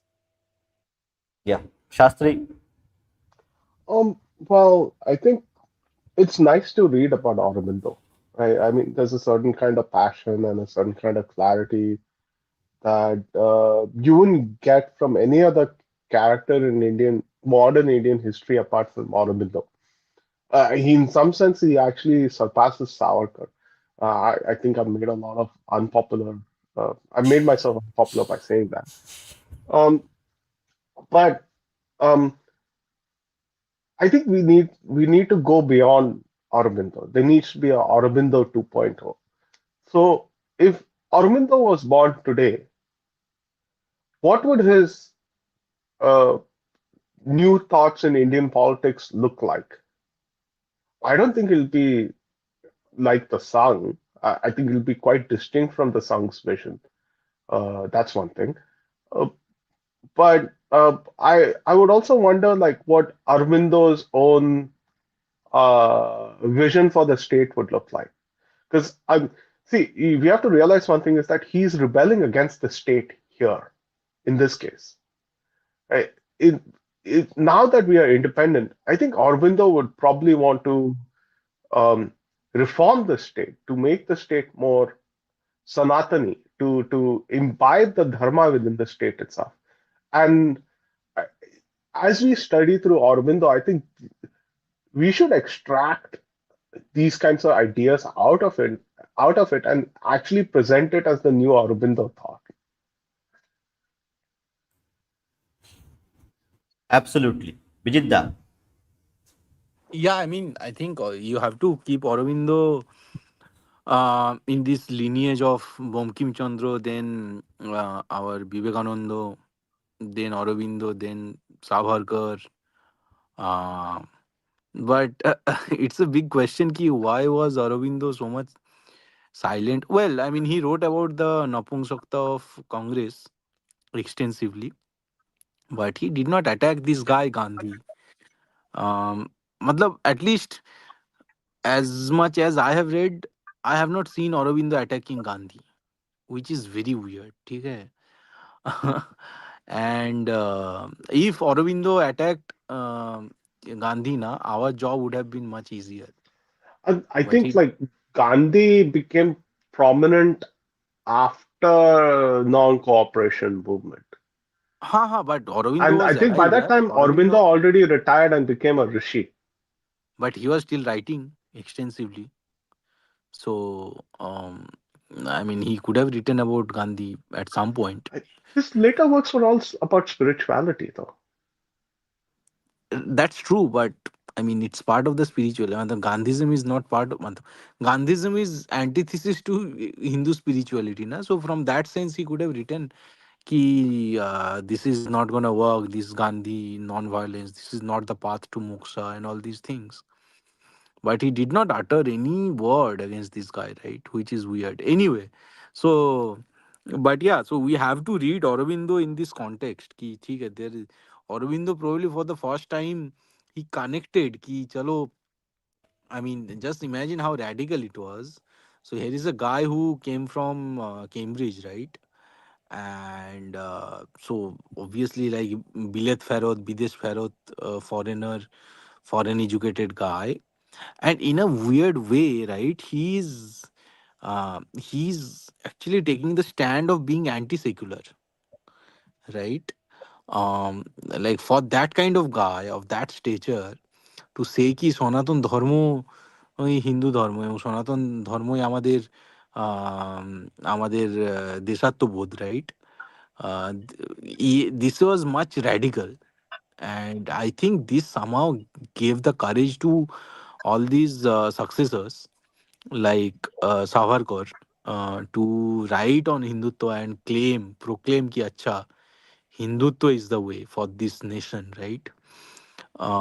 So yeah, it was truly a radical sort of stand, considering the fact that India was going through, like India probably, or Hindu nation at least, was probably at its lowest point around 1905, or maybe, I mean, it went through a very low point till 1947. उस हिसाब से फिर I think Aurobindo took a very radical stand, and it is still the courage, it provides instill the courage in all of us to fight for this cause, right? So it must have come from absolute clarity, and this clarity is still missing in the Indian state and Indian politics and intelligentsia by large. So I must conclude it here, yeah, this way. Look, can I just jump in about the Aurobindo not speaking against Gandhi? Go But ahead. but no other rishi in India spoke against Gandhi. Not one. Not one stood up and said, Gandhi, you're misrepresenting Sanatana Dharma. Not one. Like there's a lot of mathas all over India for a long period of time. They all sitting silently while people were suffering under the yoke of the British. We must acknowledge that as well, that they sat on their hands in their mathas. Right. I mean, how it all happened, it is a surprising thing, yeah. Matlab, the whole literature of that time is kind of silent on this issue. Um, just imagine before this Bankim Chandra came, and as we discussed, कि Bankim Chandra is writing कि कैसे भगाएंगे, आनंद मठ में लिखा हुआ है ना कि कैसे भगाएंगे इनको. बंकिम चंद्र लिख रहे हैं कि मार के भगाएंगे. Like these are literally the lines that he has written, right? And after that, this Gandhi came, and the whole Indian literature is kind of silent on this thing, which is very weird. Again, a lawyer. Answer. So, My Vimarsda, hate maybe for lawyers. my Go ahead. Go ahead. Go so I'm ahead. gonna be the last guy, right? Yeah. Yes. Yes. Go ahead. So, Vijitda and Ananda on the point, Gandhi was not addressed by Aurobindo. I will say it's wrong. Rishi Aurobindo made a mincemeat out of Gandhi on this instance, and we get the evidence from, again, I have referred to that book, Evening Talks with A.B. Purani. There are chapters about Gandhi. The first time that Aurobindo sorry, let me rephrase it. Gandhi is a Hindu by skin and a Russian Orthodox in his actions and beliefs. That was Oh, right, Aurobindo's right. That is statements. there. And Oh Right, my right, God. right. yeah, and he Right. For has a moment, I forgot. psychoanalyzed Sorry. him. Yeah, he has psychoanalyzed him like anything. He has called him enjoyer of suffering, and he has called him that there is nothing spiritual about Gandhi. There is only moral, aka Christian moral. Everything is Christian moral about Gandhi, and he's a very moral person. That's the quotation you have, and many more he has done. Also, Aurobindo has referred to an instance where Gandhi's book on Gita was horrend, like threadbare, criticized by a pundit in Kolkata, and Gandhi took offense to it and complained about it in his Young India, and uh, Aurobindo made fun of it as well in his Arya magazine. So yeah, those things are there. And Ananda, also you were talking about, right, that there are no people who will say in Hinduism ki हमारे धर्म के बारे में ये बोलते हो, we will not debate it, you will get the punishment. For that, I think you should try reading about Shahid Rajguru, and you'll know why he is not really spoken about. You'll know why, because this guy is not famous only for attacking Saunders, but he's also famous for attacking Maulvi in Jama Masjid. And why he did that, you'll know from his life story. No, but So just there by were the way, such people. I did not say that Aurobindo didn't attack Gandhi. I didn't know that. I said I don't know. But I was talking about the rishis. Our matas didn't attack Gandhi. So I surprised. That just surprised me the most. Like Common I asked my Pandits family. did, actually. I asked my Common family Pandits did. members. Sorry. Yeah, common Pandits, Common pa- like the Pandits who is to run tolls and all, you'll get their articles a lot more, like criticizing Gandhi and all. They will not name him. They will like refer to his beliefs. They will say, कोई है जो बहुत अहिंसा की बात करता है, कोई है जो गीता में अहिंसा देखता है, like that kind of language they will use. They will never use him directly. Like they will never refer to him directly. That's the point. Was They it don't No, no. do because that. they used to believe that Reason I mentioned this is Gandhi is a because British stooge? एक minute. You know, Uh, the reason I mentioned this is actually why? Because in my community, the Iyengar community, right? Sri Vaishnavites, mhm. they will talk endlessly about Advaitins. But they won't say one thing about these people, these political leaders who have basically damaged the representation of Sanatana Dharma. They won't say a single thing. And I once asked this question to my family members: why have they not written any critique of any of the other communities? Why are they so obsessed with Advaita? You know, and that's a big criticism of a lot of some of the religious leaders. They're so obsessed with their own fights, internal fights. They could not care less about the enemy out at the door. A lot of the mathas in South India don't care. They've not written a single treatise on attacking the premise of other religions. It's the biggest disservice. Yeah, Bijita. So to your question, they thought of him as a very powerful elite. Actually, if you read their articles, they will like you will understand कि मैं किसी बड़े आदमी को बोल रहा हूँ who's very famous and very uh, cajoled and respected by the British. So let's not name him. Let's just name his views and let's condemn that. ऐसा tone मिलेगा आपको. That's the kind of articles I have seen at least. Exactly. This fucker was a British stooge. Let's write a book, yaar. Rishi, let's start it. Okay. Yeah, we can, obviously. okay, so we will I'm finish our I'm telling you. session with a yeah. We are to finish the session with a tweet from Mr. Abbas Maldia, who had come to our podcast multiple times. So he's writing in. We all know correct, what happened to Abbas Maldia and his session in I think what Bhopal Literature or something is there. So he mentions the future will not be won by those who shout the loudest, but by those who build libraries, train scholars, produce credible research, and argue persuasively.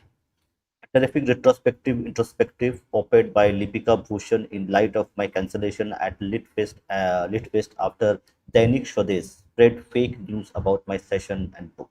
I hope Dr. Mohan Bhagwat, RSS organization, and Narendra Modi make a note of this as such irresponsible reporting by Swadesh has done nothing more than make Hindutva movement a laughing stock. And hold on. And this statement is coming from an author who wrote a book. The book's name is Modi Again, Why Modi is Right for India, an ex-communist manifesto. So this is a book written, this is a unknown, not a very well-known book by Mr. Abbas Maldiyar. Maybe his first book, I don't know. I have his book. So this is the book written by Mr. Abbas Maldiyar, where he gave his arguments. He was an ex-communist. He was communist. He became an ex-communist, and he was telling why Mr. Modi, our honorable PM, is right for India to make Bharat great again. But unfortunately, people lose their way, organizations lose their way, institutions lose their way. So it's all our duty, my duty, your duty, everybody's duty in their own अरे capacity हम to लोग raise अपने your duty कर voice. रहे हैं मतलब we don't need to remind ourselves of our No, duty. no, no. I'm communist not communist talking about. मैं बोल रहा हूँ कम्युनिस्ट और बीजेपी के बीच बहुत बेसिक फर्क ये है कि कम्युनिस्ट लोग एटलीस्ट मतलब एजुकेटेड लोगों को ठीक ठाक जगह रखते हैं। ये बीजेपी का बात मतलब हमें बंद कर देना चाहिए। बीजेपी का पूरे कैबिनेट में एक एजुकेटेड बंदा नहीं है, सारे गवार बैठा हुआ है No, इनके कैबिनेट में, no, no. ठीक है। One is there. One is there, Mr. Sanyal. That's not fair. That's not fair. One is अरे there. सन्याल मतलब ठीक है, वो एडवाइजर है। I Arey, don't Nirmala know. Sitaram, what are you talking I about? don't think that's I a will support fair characterization of the BJP. उनका problem है. They have political problems, right? And this is not a problem from the party. This is like from outside the party apparatus. I think we are mixing the two things up. कौन सा The party second, apparatus? ये हिंदुत्व के नाम पे अगर vote मांगते हैं तो पार्लियामेंट में हिंदुत्व पे कोई बात नहीं कर सकते, हिंदू वर्ड ये लोग अटेंड नहीं कर सकते। इफ दैट इज वो not a problem then nothing in this world is problematic भाई। in this case, this is not a party problem. कौन पार्टी से कौन रुका रहा है अब्बास को, वो बता दे। अब्बास को कौन रुक रहा है? आई मीन नहीं, पार्टी ये जो क्या है कल्चर कि बना रहे वही रोक रहा है ना। नहीं दिस इज द नहीं, ये कल्चर ऑफ द पार्टी का party that they have promoted ना। नहीं, ये पार्टी का प्रॉब्लम नहीं है। दिस इज गॉट पार्टी का समथिंग। प्रॉब्लम है ये। This is the governance of this party that has led to this. कोई कम्युनिस्ट का कोई भी बंदा, जितना भी स्टूडेंट हो, कोई भी हो, जितना भी मार कुटाई करे, इतना स्टूपिडिटी नहीं करेगा कोई कम्युनिस्ट बंदा। जो ये लोग ये बीजेपी के या जो भी है, ये जो पूरा पार्टी तंत्र है ये करता है। दिस इज द ये प्रॉब्लम। ये ये क्या है? एक these hold guys on. don't have any मतलब बीजेपी जिस हिसाब से चलता है, they don't believe in academic rigor यार, they believe in zero। यहाँ से जेएनयू वेन्यू से क्या क्या नैरेटिव निकल रहा है, अभी तक कुछ रोका भी जेन्यूज आर नहीं गया डाइंग। ना कोई प्रोफेसर नया निकाला गया, मतलब कोई नया प्रोफेसर ढूंढा गया ना, कोई। ये लोग जर्नल पे काम करते हैं, क्रिएट देसी जेन्यूज जर्नल ना भाई। Are, see, I think Biljita, you need to rise above JNU. JNU is a dying institution. I am just अब डीडी, सेइंग कि जेएनयू, नहीं नहीं, एक लेट्स बात, no no hold on, no hold on. Forget about If JNU, DD JNU itself is JU, not, if Bombay DD itself university, has Delhi stopped university. inviting, if I just Okay, DD put wait, the wait, itself name has, wait. JNU as an example कि JNU लोग मुंह में आ जाता है। But जो university system है India में, जो एजुकेशन के लिए भाई तुम बोल रहे हो आत्मनिर्भर भारत, आत्मनिर्भर भारत है अगर बनाना है तो जर्नल निकालो ना भाई। यहाँ पर कोई जर्नल के लिए ना सपोर्ट है, ना कोई जर्नल पे काम कर रहा है। अगर तुम्हारा रिसर्च अगर आर्काइव में स्टोर हो रहा है और वो छप रहा है कोई फॉरेन जर्नल में, तो फिर वही बनाओ उससे आत्मनिर्भर भारत। आज अगर archive.org बंद हो जाएगा तो कहाँ से एकेडमिक जो जो रिसर्च करते हैं हमारी यूनिवर्सिटी के, वो कहाँ क्या मिलेगा वहाँ? वो मतलब खत्म हो जाएंगे वहीं पे। अगर archive.org बोल दिया कि भाई हम लोग शेयर नहीं करेंगे, ठीक है, इंडिया में हम लोग बंद रखेंगे, तो इंडिया का खत्म हो जाएगा भाई रिसर्च वहीं पे।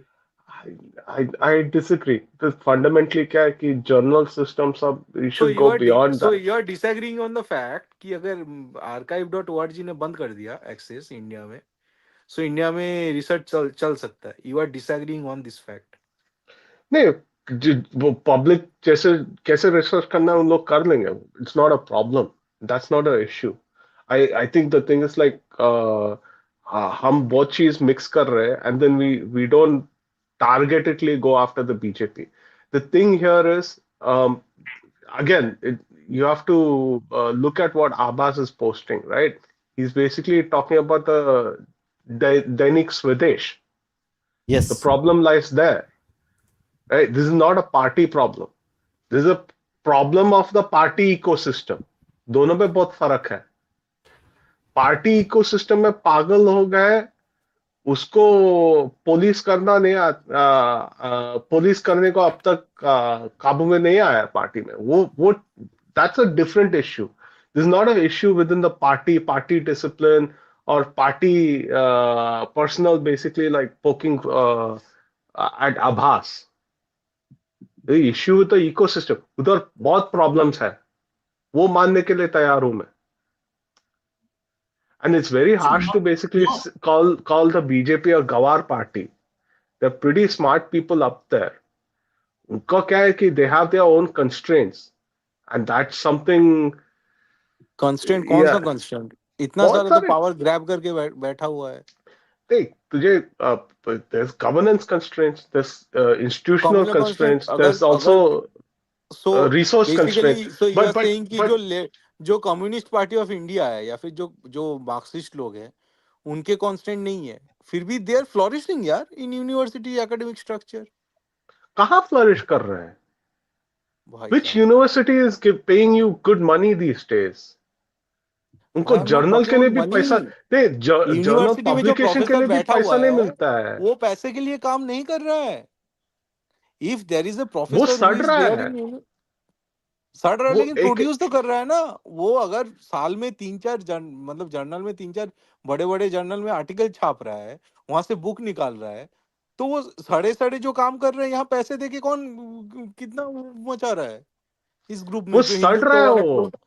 Take the thing is like एक मिनट you have to सड़ रहा है. realize one what do thing. You mean If by सड़ रहा today, है? सो यू आर सेइंग कि he is not if producing, he is producing zero research paper or zero thing. no, वो garbage Define सड़ produce रहा कर है. रहा है. वो गार्बेज प्रोड्यूस कर रहा है, वो सड़ रहा है, और भाई कोई भी उसको साइट भी नहीं कर रहा है. इवन वही टुडे, जो गार्बेज है like वो if कोर्ट में प्रोड्यूस किया जा रहा है. कोर्ट का नैरेटिव उससे डिक्टेट हो रहा है. आज जो अब ये जो अपर can कास्ट I में just जो jump in for a second? Can Yeah. I बात ask ये है you? ना. Yeah, Anand. Can I ask you a question? Can I ask Shastri a question?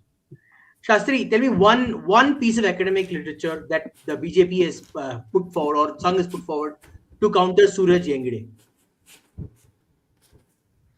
is it even necessary? It is very necessary. I'm sorry.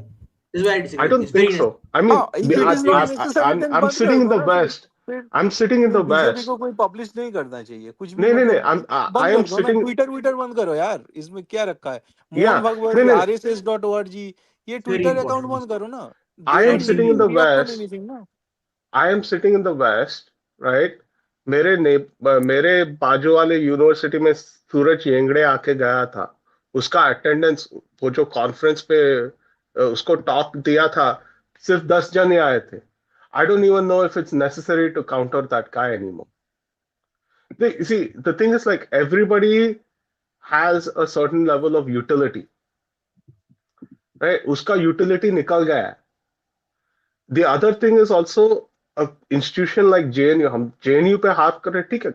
There's a lot of attention, bad attention that goes through that institution.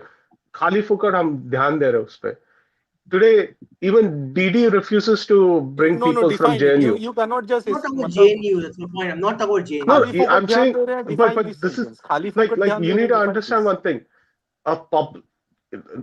New Delhi's premier public broadcaster, Doordarshan, which has for the past 50 years always invited some or the other.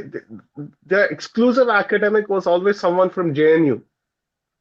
पिछले 4 साल से बंद कर दिया है. All the prominent professors, like the good intellectuals, right? Like Raja Mohan, वो JNU में रहता था. वो JNU से वो फ्रस्ट्रेट होके वो NTU गया सिंगापुर. देन उसको कन्विंस करके वापस लेकर आया. Then they made him a JNU chair. फिर वो छोड़ के he's gone to now OP Jindal. No, wait, hold on. Let's assume JNU is not relevant. So what your argument is that BJP doesn't do any amount of social engineering. All they No, do no, is no. win elections. That's not my argument. I'm saying Then like what is yours? my see My argument is BJP needs to do the basic governance thing. They have a good framework. Let that framework work. Let the intelligent people uh, outshine all of them. It's happening already. To some extent, it's happening. ये I कोई don't कौन understand this argument. no, I I don't mean, No, they, understand this argument. give me one person who's countering and UGC. this global Hindutva propaganda. Tell me one person who's countering it.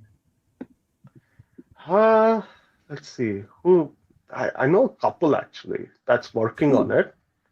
Um, there's obviously Rajiv Malhotra, but some of the best work is actually coming through a grant through the Oxford Hindu Studies Center, and that grant is actually coming from the Nehru Center in London. I see the So what specifically are they countering? My question is, what are they countering? What narrative, what Hindutva are they countering? one is the I want. caste one. The Okay. caste is actually set in stone. Karke. They're actually saying it was a much more fluid thing. They're talking more about the role of colonialism on Hindu society, like very understudied stuff. Okay, and what is There's the a what is the time? What is their time? What is the time? What did they plan for? When they going to release this thing? they're already releasing it. हो रहा है So her why have we not been heard about it where we can spread it among the people, common I people? don't know. I don't know. But that's I'm, also part of see, delivery, na? Just writing no, papers in it's your I don't ecosystem is think not it's going to make it. no, I don't think it's also I don't think it's a problem of delivery alone. It's also a problem of focus. हम देखते नहीं है ये सब चीज हम ढूंढते नहीं है ये सब चीज हम स्प्रेड नहीं करते ये सब चीज No, no, And so, how are they assume connected why with should we be BJP? By the spreading way, that? how are they connected to BJP? This Nehru Nehru Center. Centre हाँ तो Nehru Center is connected to BJP. No, no, government of no. India It's government of India. Government of India का पैसा ही जा रहा है ना इस पे That the I get other that. day Are hold you on claim it? I mean, I I'll give you don't. one I'll Okay, give you a no, domestic I can example go I'll on. give you I a can domestic go on example and claim that this How, cannot be. Their work will I'll give not you a be domestic published in example any internationally reputed journal. I am no claiming this. I'll give you a domestic example right No, no, you um tell me ना कौन सा journal में छपा है? Punjab You tell Punjab me. I am gonna. University में I have to check Punjab कि जो hold on anti cast बातें कर रहे हैं कि कास्ट इज फ्लूइड कॉन्सेप्ट ये कौन सा जर्नल में छपा है यू शो मी मैं ये गारंटी के साथ कोई जर्नल ये लेगा ही नहीं जर्नल का जरूरत नहीं है वही मैं बोल रहा हूँ oh my focus god oh my god no you okay have to go beyond journal I think कोई आई भी एम ध्यान नहीं स्टॉपिंग देता हियर आजकल जर्नल पे okay okay okay I am stopping here but I'll tell you one thing right domestically भी ये हो रहा है just It's good a that couple of you're months ago debating in this. Punjab University, a sociologist, right? There was a 3 hour session. All they discussed was just Dirk's book, Nicholas Dirk's book. Okay, that's good. You cannot imagine this happening 15 years ago. Completely agree. I agree with that. That I agree. Right? I mean, space ban raha hai, at this moment, right? What is everybody asking for? Space. Look at that Yes, tweet that Abbas is talking about. He's saying my space is being robbed. Nobody is asking for a handout here.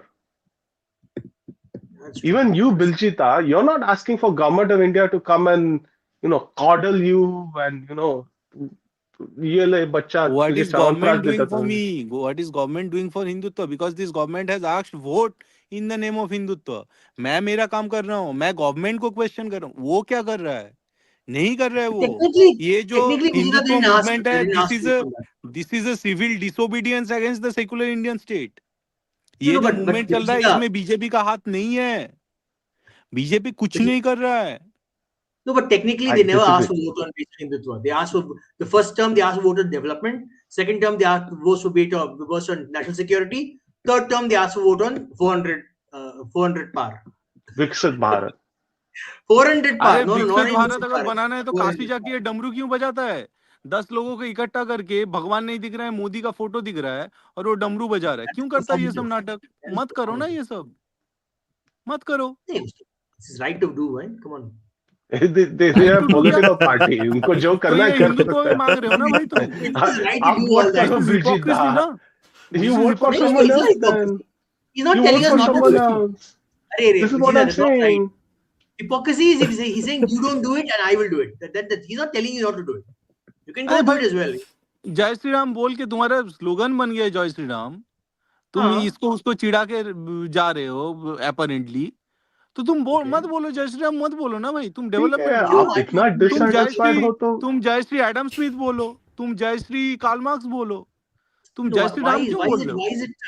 Why is it exclusive? I'm not able to get that logic. Why? What is the it connection? Is not exclusive to me, it is exclusive to BJP, No. ठीक Why है? are those two things exclusive? You can't say Jai Shri Ram and also be focused on economics. I didn't understand that. No ना, नहीं, I am not saying, मैं बोल रहा राजनीति हूँ में फिर आते तो तुम बोल रहे you हो will कि ये always हिंदू, have नहीं नहीं, तू ये बोल रहे हैं ना, तुम एक तो ओएसी को टीवी डिबेट में तुमने पॉपुलराइज किया, दूसरा बात है तुम टीवी डिबेट में आते हो और ये सब चिल्लाते हो, ये जो हिग्स बोसॉन है ये गॉड पार्टिकल है और गॉड सन That was में hilarious. शिवा का फोटो ये लगा हुआ है, तो ये सब बातें, ये मत जुड़ो ना, you also sound stupid, That was hilarious. मत जोड़ो ये सब चीजें, तुम मत बोलो कि हर दिन सुबह सितम करके ये सब प्रमोट करना, ये जरूरी नहीं है।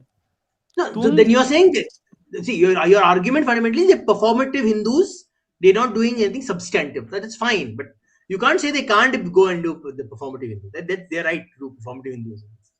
It's and like it OAC doesn't doing mean performative. that I mean it also doesn't mean that they're gawar. So you are Sure, they have their So then you are problems. accepting that this is performative Hindutva. So I basically you are agree. No, I've always accepted it. हर एक का right है, performative ठीक है, रहता फिर है. Performative Hindutva है तो करो performative You know Hindutva what करो। the specific thing that he's doing. He's going praying फिर and all. तुम That's औरोबिंदो performative. औरोबिंदो ये सब फिर हम लोग मतलब किसको कन्विंस कर रहे हैं? खुद को कन्विंस कर रहे हैं ना बेसिकली, ये बीजेपी के लिए खुद नहीं को ही है कर ना, रहे हैं. एग्जैक्टली हो गया, And वो वही करेंगे, BJP, परफॉर्मेटिव BJP, हिंदुत्व ने करने BJP दो, is never going to fight for Arbindo's form of बस Sanatana Dharma. बात खत्म हो गया, Let's be मतलब honest. I You're agree with not. This, No, but I agree here's with the this, thing. Aurobindo पढ़ के कोई कुछ उखाड़ने नहीं वाला है. इतना क्लियरली मैं बता देता हूँ ओके तुम लोग को, okay, right? But the thing is like you have to understand his ideas and you have to propose something. हाँ तो तुझे हिंदू हिंदू वही राज्य उखाड़ना होता है, चाहिए.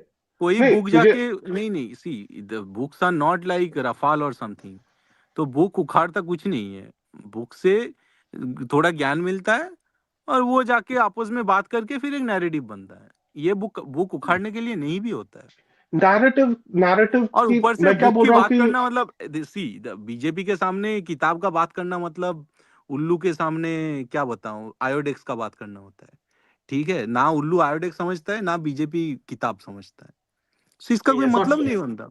that's too That's harsh. That That's is too harsh. extremely अच्छा harsh. भाई, That is तू extremely harsh अच्छा, and very very extremely unfair. क्योंकि क्या है कि BJP has actually done a lot more to open up archives and actually like uh, spread more of the books that have been actually deadly shut by the Congress. आज तो BJP का website पे जाके you can get all these books. They have a huge archive over there. कोई दिखता नहीं है, कोई ये सब पढ़ता नहीं है. They are the only Okay. outside. You know, the point government is of India Sitaram Goyal spends जैसा, like government of Sitaram India Goyal वगैरह spends. वो मिल जाता है, वो Hold हाँ on, hold आर्काइव में on. मिलता No, है, no, no. मुझे They बीजेपी के They've साइट prove में that done जाने की that जरूरत नहीं effort. पड़ता। can They've done still that go effort. seriously. They've done that effort. अभी Give it तुझे to them. ऑनलाइन जाके तुझे पुस्तक, ये गवर्नमेंट का एफर्ट है, ये दिख रहा है तुझे यहाँ पर library. I mean just go to BJP website, उनका भी एक प्राइवेट आर्काइव है. तो अगर इतना बड़ा नो अगर अदर आर्काइव है तो पॉलिटिकल वो पार्टी इन इम्प्लीमेंट क्यों इंडिया नहीं डज करता, दिस. नो अदर इम्प्लीमेंट क्यों नहीं पॉलिटिकल करता, party in India does this. No problem. तो That इम्प्लीमेंट is क्यों true. नहीं करता, क्वेश्चन वही पे आ ये क्या जाता है ना। इम्प्लीमेंटेशन नहीं है क्या? I mean you can go online, you can read older archives, you can read older No, at legislation, some point, उनका then I resource agree types, with right? I mean saying. At some point, the people the need to implement. We can't be for expecting the politicians to implement. I नहीं agree ठीक है, there. ये कर no, दिया, I mean मान लीजिए प्रसार भारती का archive पूरा आर्काइव लाइब्रेरी अभी, मैं मानता प्रसार हूँ भारती का आर्काइव का पूरा अच्छा काम हुआ है, लाइब्रेरी तुझे ऑनलाइन मिलेगा आजकल. हाँ मैं दिस इज ऑल मानता हूँ कि इम्पोर्टेंट आर्काइव में थिंग्स. काम किया है, मतलब तेरा मैं बीजेपी का जादूनाथ वेबसाइट सरकार, नहीं देखता, but I look at the archive, अपना जो हिस्टोरिकल आर्काइव है वहां से मैं बुक कलेक्ट करता हूँ, so I agree on but this, see and अभी फ्रैंकली सेइंग आज आई डोंट नो कि इससे पहले आर्काइव का हाल क्या था, सो बहुत आई डोंट नो बेकार था. About Absolutely shit. It was shit. Like I'm telling you, मैं थोड़ा एक अलग era से आ रहा हूँ, so I know how shitty it was, right? But आज लोग ट्विटर पे जादूनाथ सरकार करके उन लोग चीख रहे हैं, धर्मपाल नहीं, जदुनाथ धर्मपाल सरकार पहले धर्मपाल भी था. कर okay, okay. No, no, no. I am from I mean, Bengali hold on, medium, so hold I know on. This. Let me finish, right? और धर्मपाल करके चीख रहे. अबे बीजेपी का वेबसाइट में they have entire collection of Jadunath सरकार, entire collection of धर्मपाल. कोई पढ़ता नहीं है. See, Jadunath Sarkar is not a new thing. Jadunath Sarkar was there even in the hardcore communist era. Sarkar was never discredited for his work. ये हमें आज लग सकता No, है. no, Jadunath Vijita, Sarkar was I'm telling always you. there. No, Abhi, Jadunath I have Sarkar never अगर heard of Jannath Sarkar through my अगर entire Irfan time in Habib India. लिख रहा है, इरफान हबीब ने भी जदुनाथ सरकार को कोट किया. सारे लोग जदुनाथ सरकार को कोट करते हैं, एल श्रीवास्तव को कोट करते हैं, रमेश चंद्र मजूमदार को कोट करते हैं. वो पहले भी होता था, आज भी होता है. मे बी, No, but मतलब common see, people are I am from quoting Jannath academics. Sarkar now. I am No, from उसका एकेडमिक्स. बुक्स तुझे मिलता नहीं था. नहीं, नहीं, ये बात सही नहीं है. मैं इसलिए बता रहा हूँ because I have got highest marks in state exam in 10th. ठीक है, और मैं वो लेता था, ये अपना कॉलेज वाले बुक्स थे, और कॉलेज वाले जो बुक था उसमें रमेश चंद्र मजूमदार और Jadunath Sarkar, they used to be as credible as they are now. उनको ऐसे But डिस्क्रेडिट कोई नहीं करता था. you still didn't. That's the point कि ये जो जो कम्युनिस्ट फिलोसोफर या फिर कम्युनिस्ट ये हिस्टोरियन होते हैं, they don't discredit good work.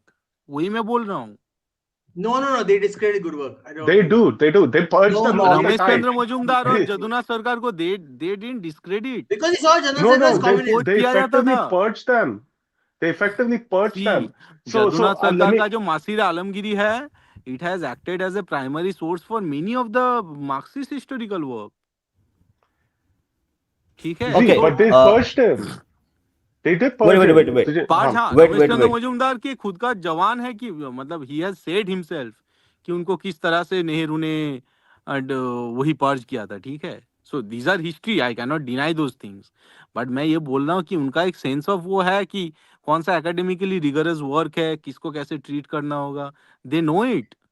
No, ये can I just get in the edge word edge word? See, I understand that in maybe this is Bengal thing, but in South we heard nothing but Gandhi. We didn't even know what our own freaking South Indian people who fought in the who are revolutionaries. I'm telling you, it's so bad. We didn't know what right. South Indian people who fucking fought the. You know what we were taught? We were taught South Indians were useless. They didn't do fight in the war. They just bent to the. We just bent to the Britishers. In Maharashtra, Maratha history used to end with just Shivaji Maharaj. Arey, not even Shivaji. I would be barely heard about Shivaji Shivaji. का exactly. He was a No, side no. note. In Maharashtra state board history, Maharashtra. Maratha history ended with Shivaji.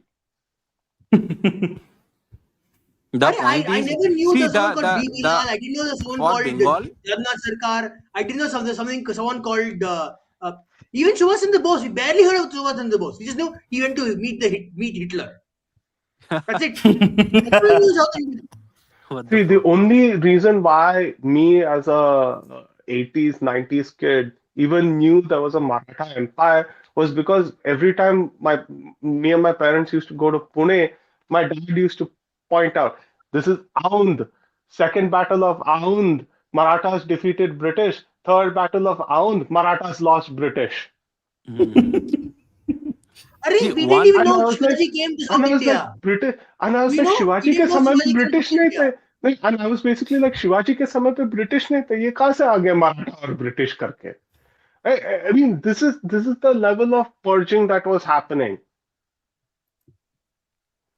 the This is the issue, level of purging that see, used to happen of our the history. main change that has happened कि पहले ये openly बताया जाता था कि you have to maintain a balance between narratives. मतलब अगर दिखा रहे हो तो दोनों तरफ का दिखाओ कि ये बोल रहा है शिवाजी लुटेरा था और वो बोल रहा है शिवाजी महान था. मतलब जो मार्क्सिस्ट लोगों ने जो एस्टेब्लिश कर दिया था इन द हिस्ट्री बुक कि ठीक है, there exist a balance of narrative, तो you have to show both the ways. अभी जो डिफरेंस आया है वो है कि नहीं, you can be a little polemical in the sense कि शिवाजी अपना राजा था तो उसको महान दिखाओ. कोई मतलब ऐसा उसकी जरूरत नहीं है कि शिवाजी को लुटेरा No, दिखाना you're हो. missing the point. It's not even about balancing narratives. ये We won't हुआ even है. mention anyone else. कोई और को किसी हाँ, और के बाद और बात ही चीजों नहीं को करेंगे omit भाई. करो, राइट. राइट, चीजों को omit, बट We had, जितना we भी had, होता you know, था I ना, tell you what, शिवाजी हो गया. I tell you what I knew about Indian history. Okay, I have Indian history. Gandhi came from Africa. Gandhi did salt march. Gandhi got shot by this horrible guy. Gandhi is Bapu. Nehru did industrialization. In Indira stood up against America. Rajiv brought technology. That's it. That's our history you are taught. You tell me this is any history that we know right now in the BJP time? So many things I learned about Ahoms. I learned about. I didn't even know the origin of the Ahoms. That they came from Thailand. I researched on my phone. I thought they came from Southeast Asia. Their ancestors came from Southeast Asia. I didn't know about Rajaji, man. We didn't know about Rajaji. Rajaji, the one who literally wrote who helped with the writing of the constitution. We didn't know anything, bhai. And this is what You know, ICSE, okay, one of the best boards. ICSE में ये history है. नहीं, best board मतलब may be the most subversive board may be. no, I'm saying in terms subversion of तो like हर board पर होता था.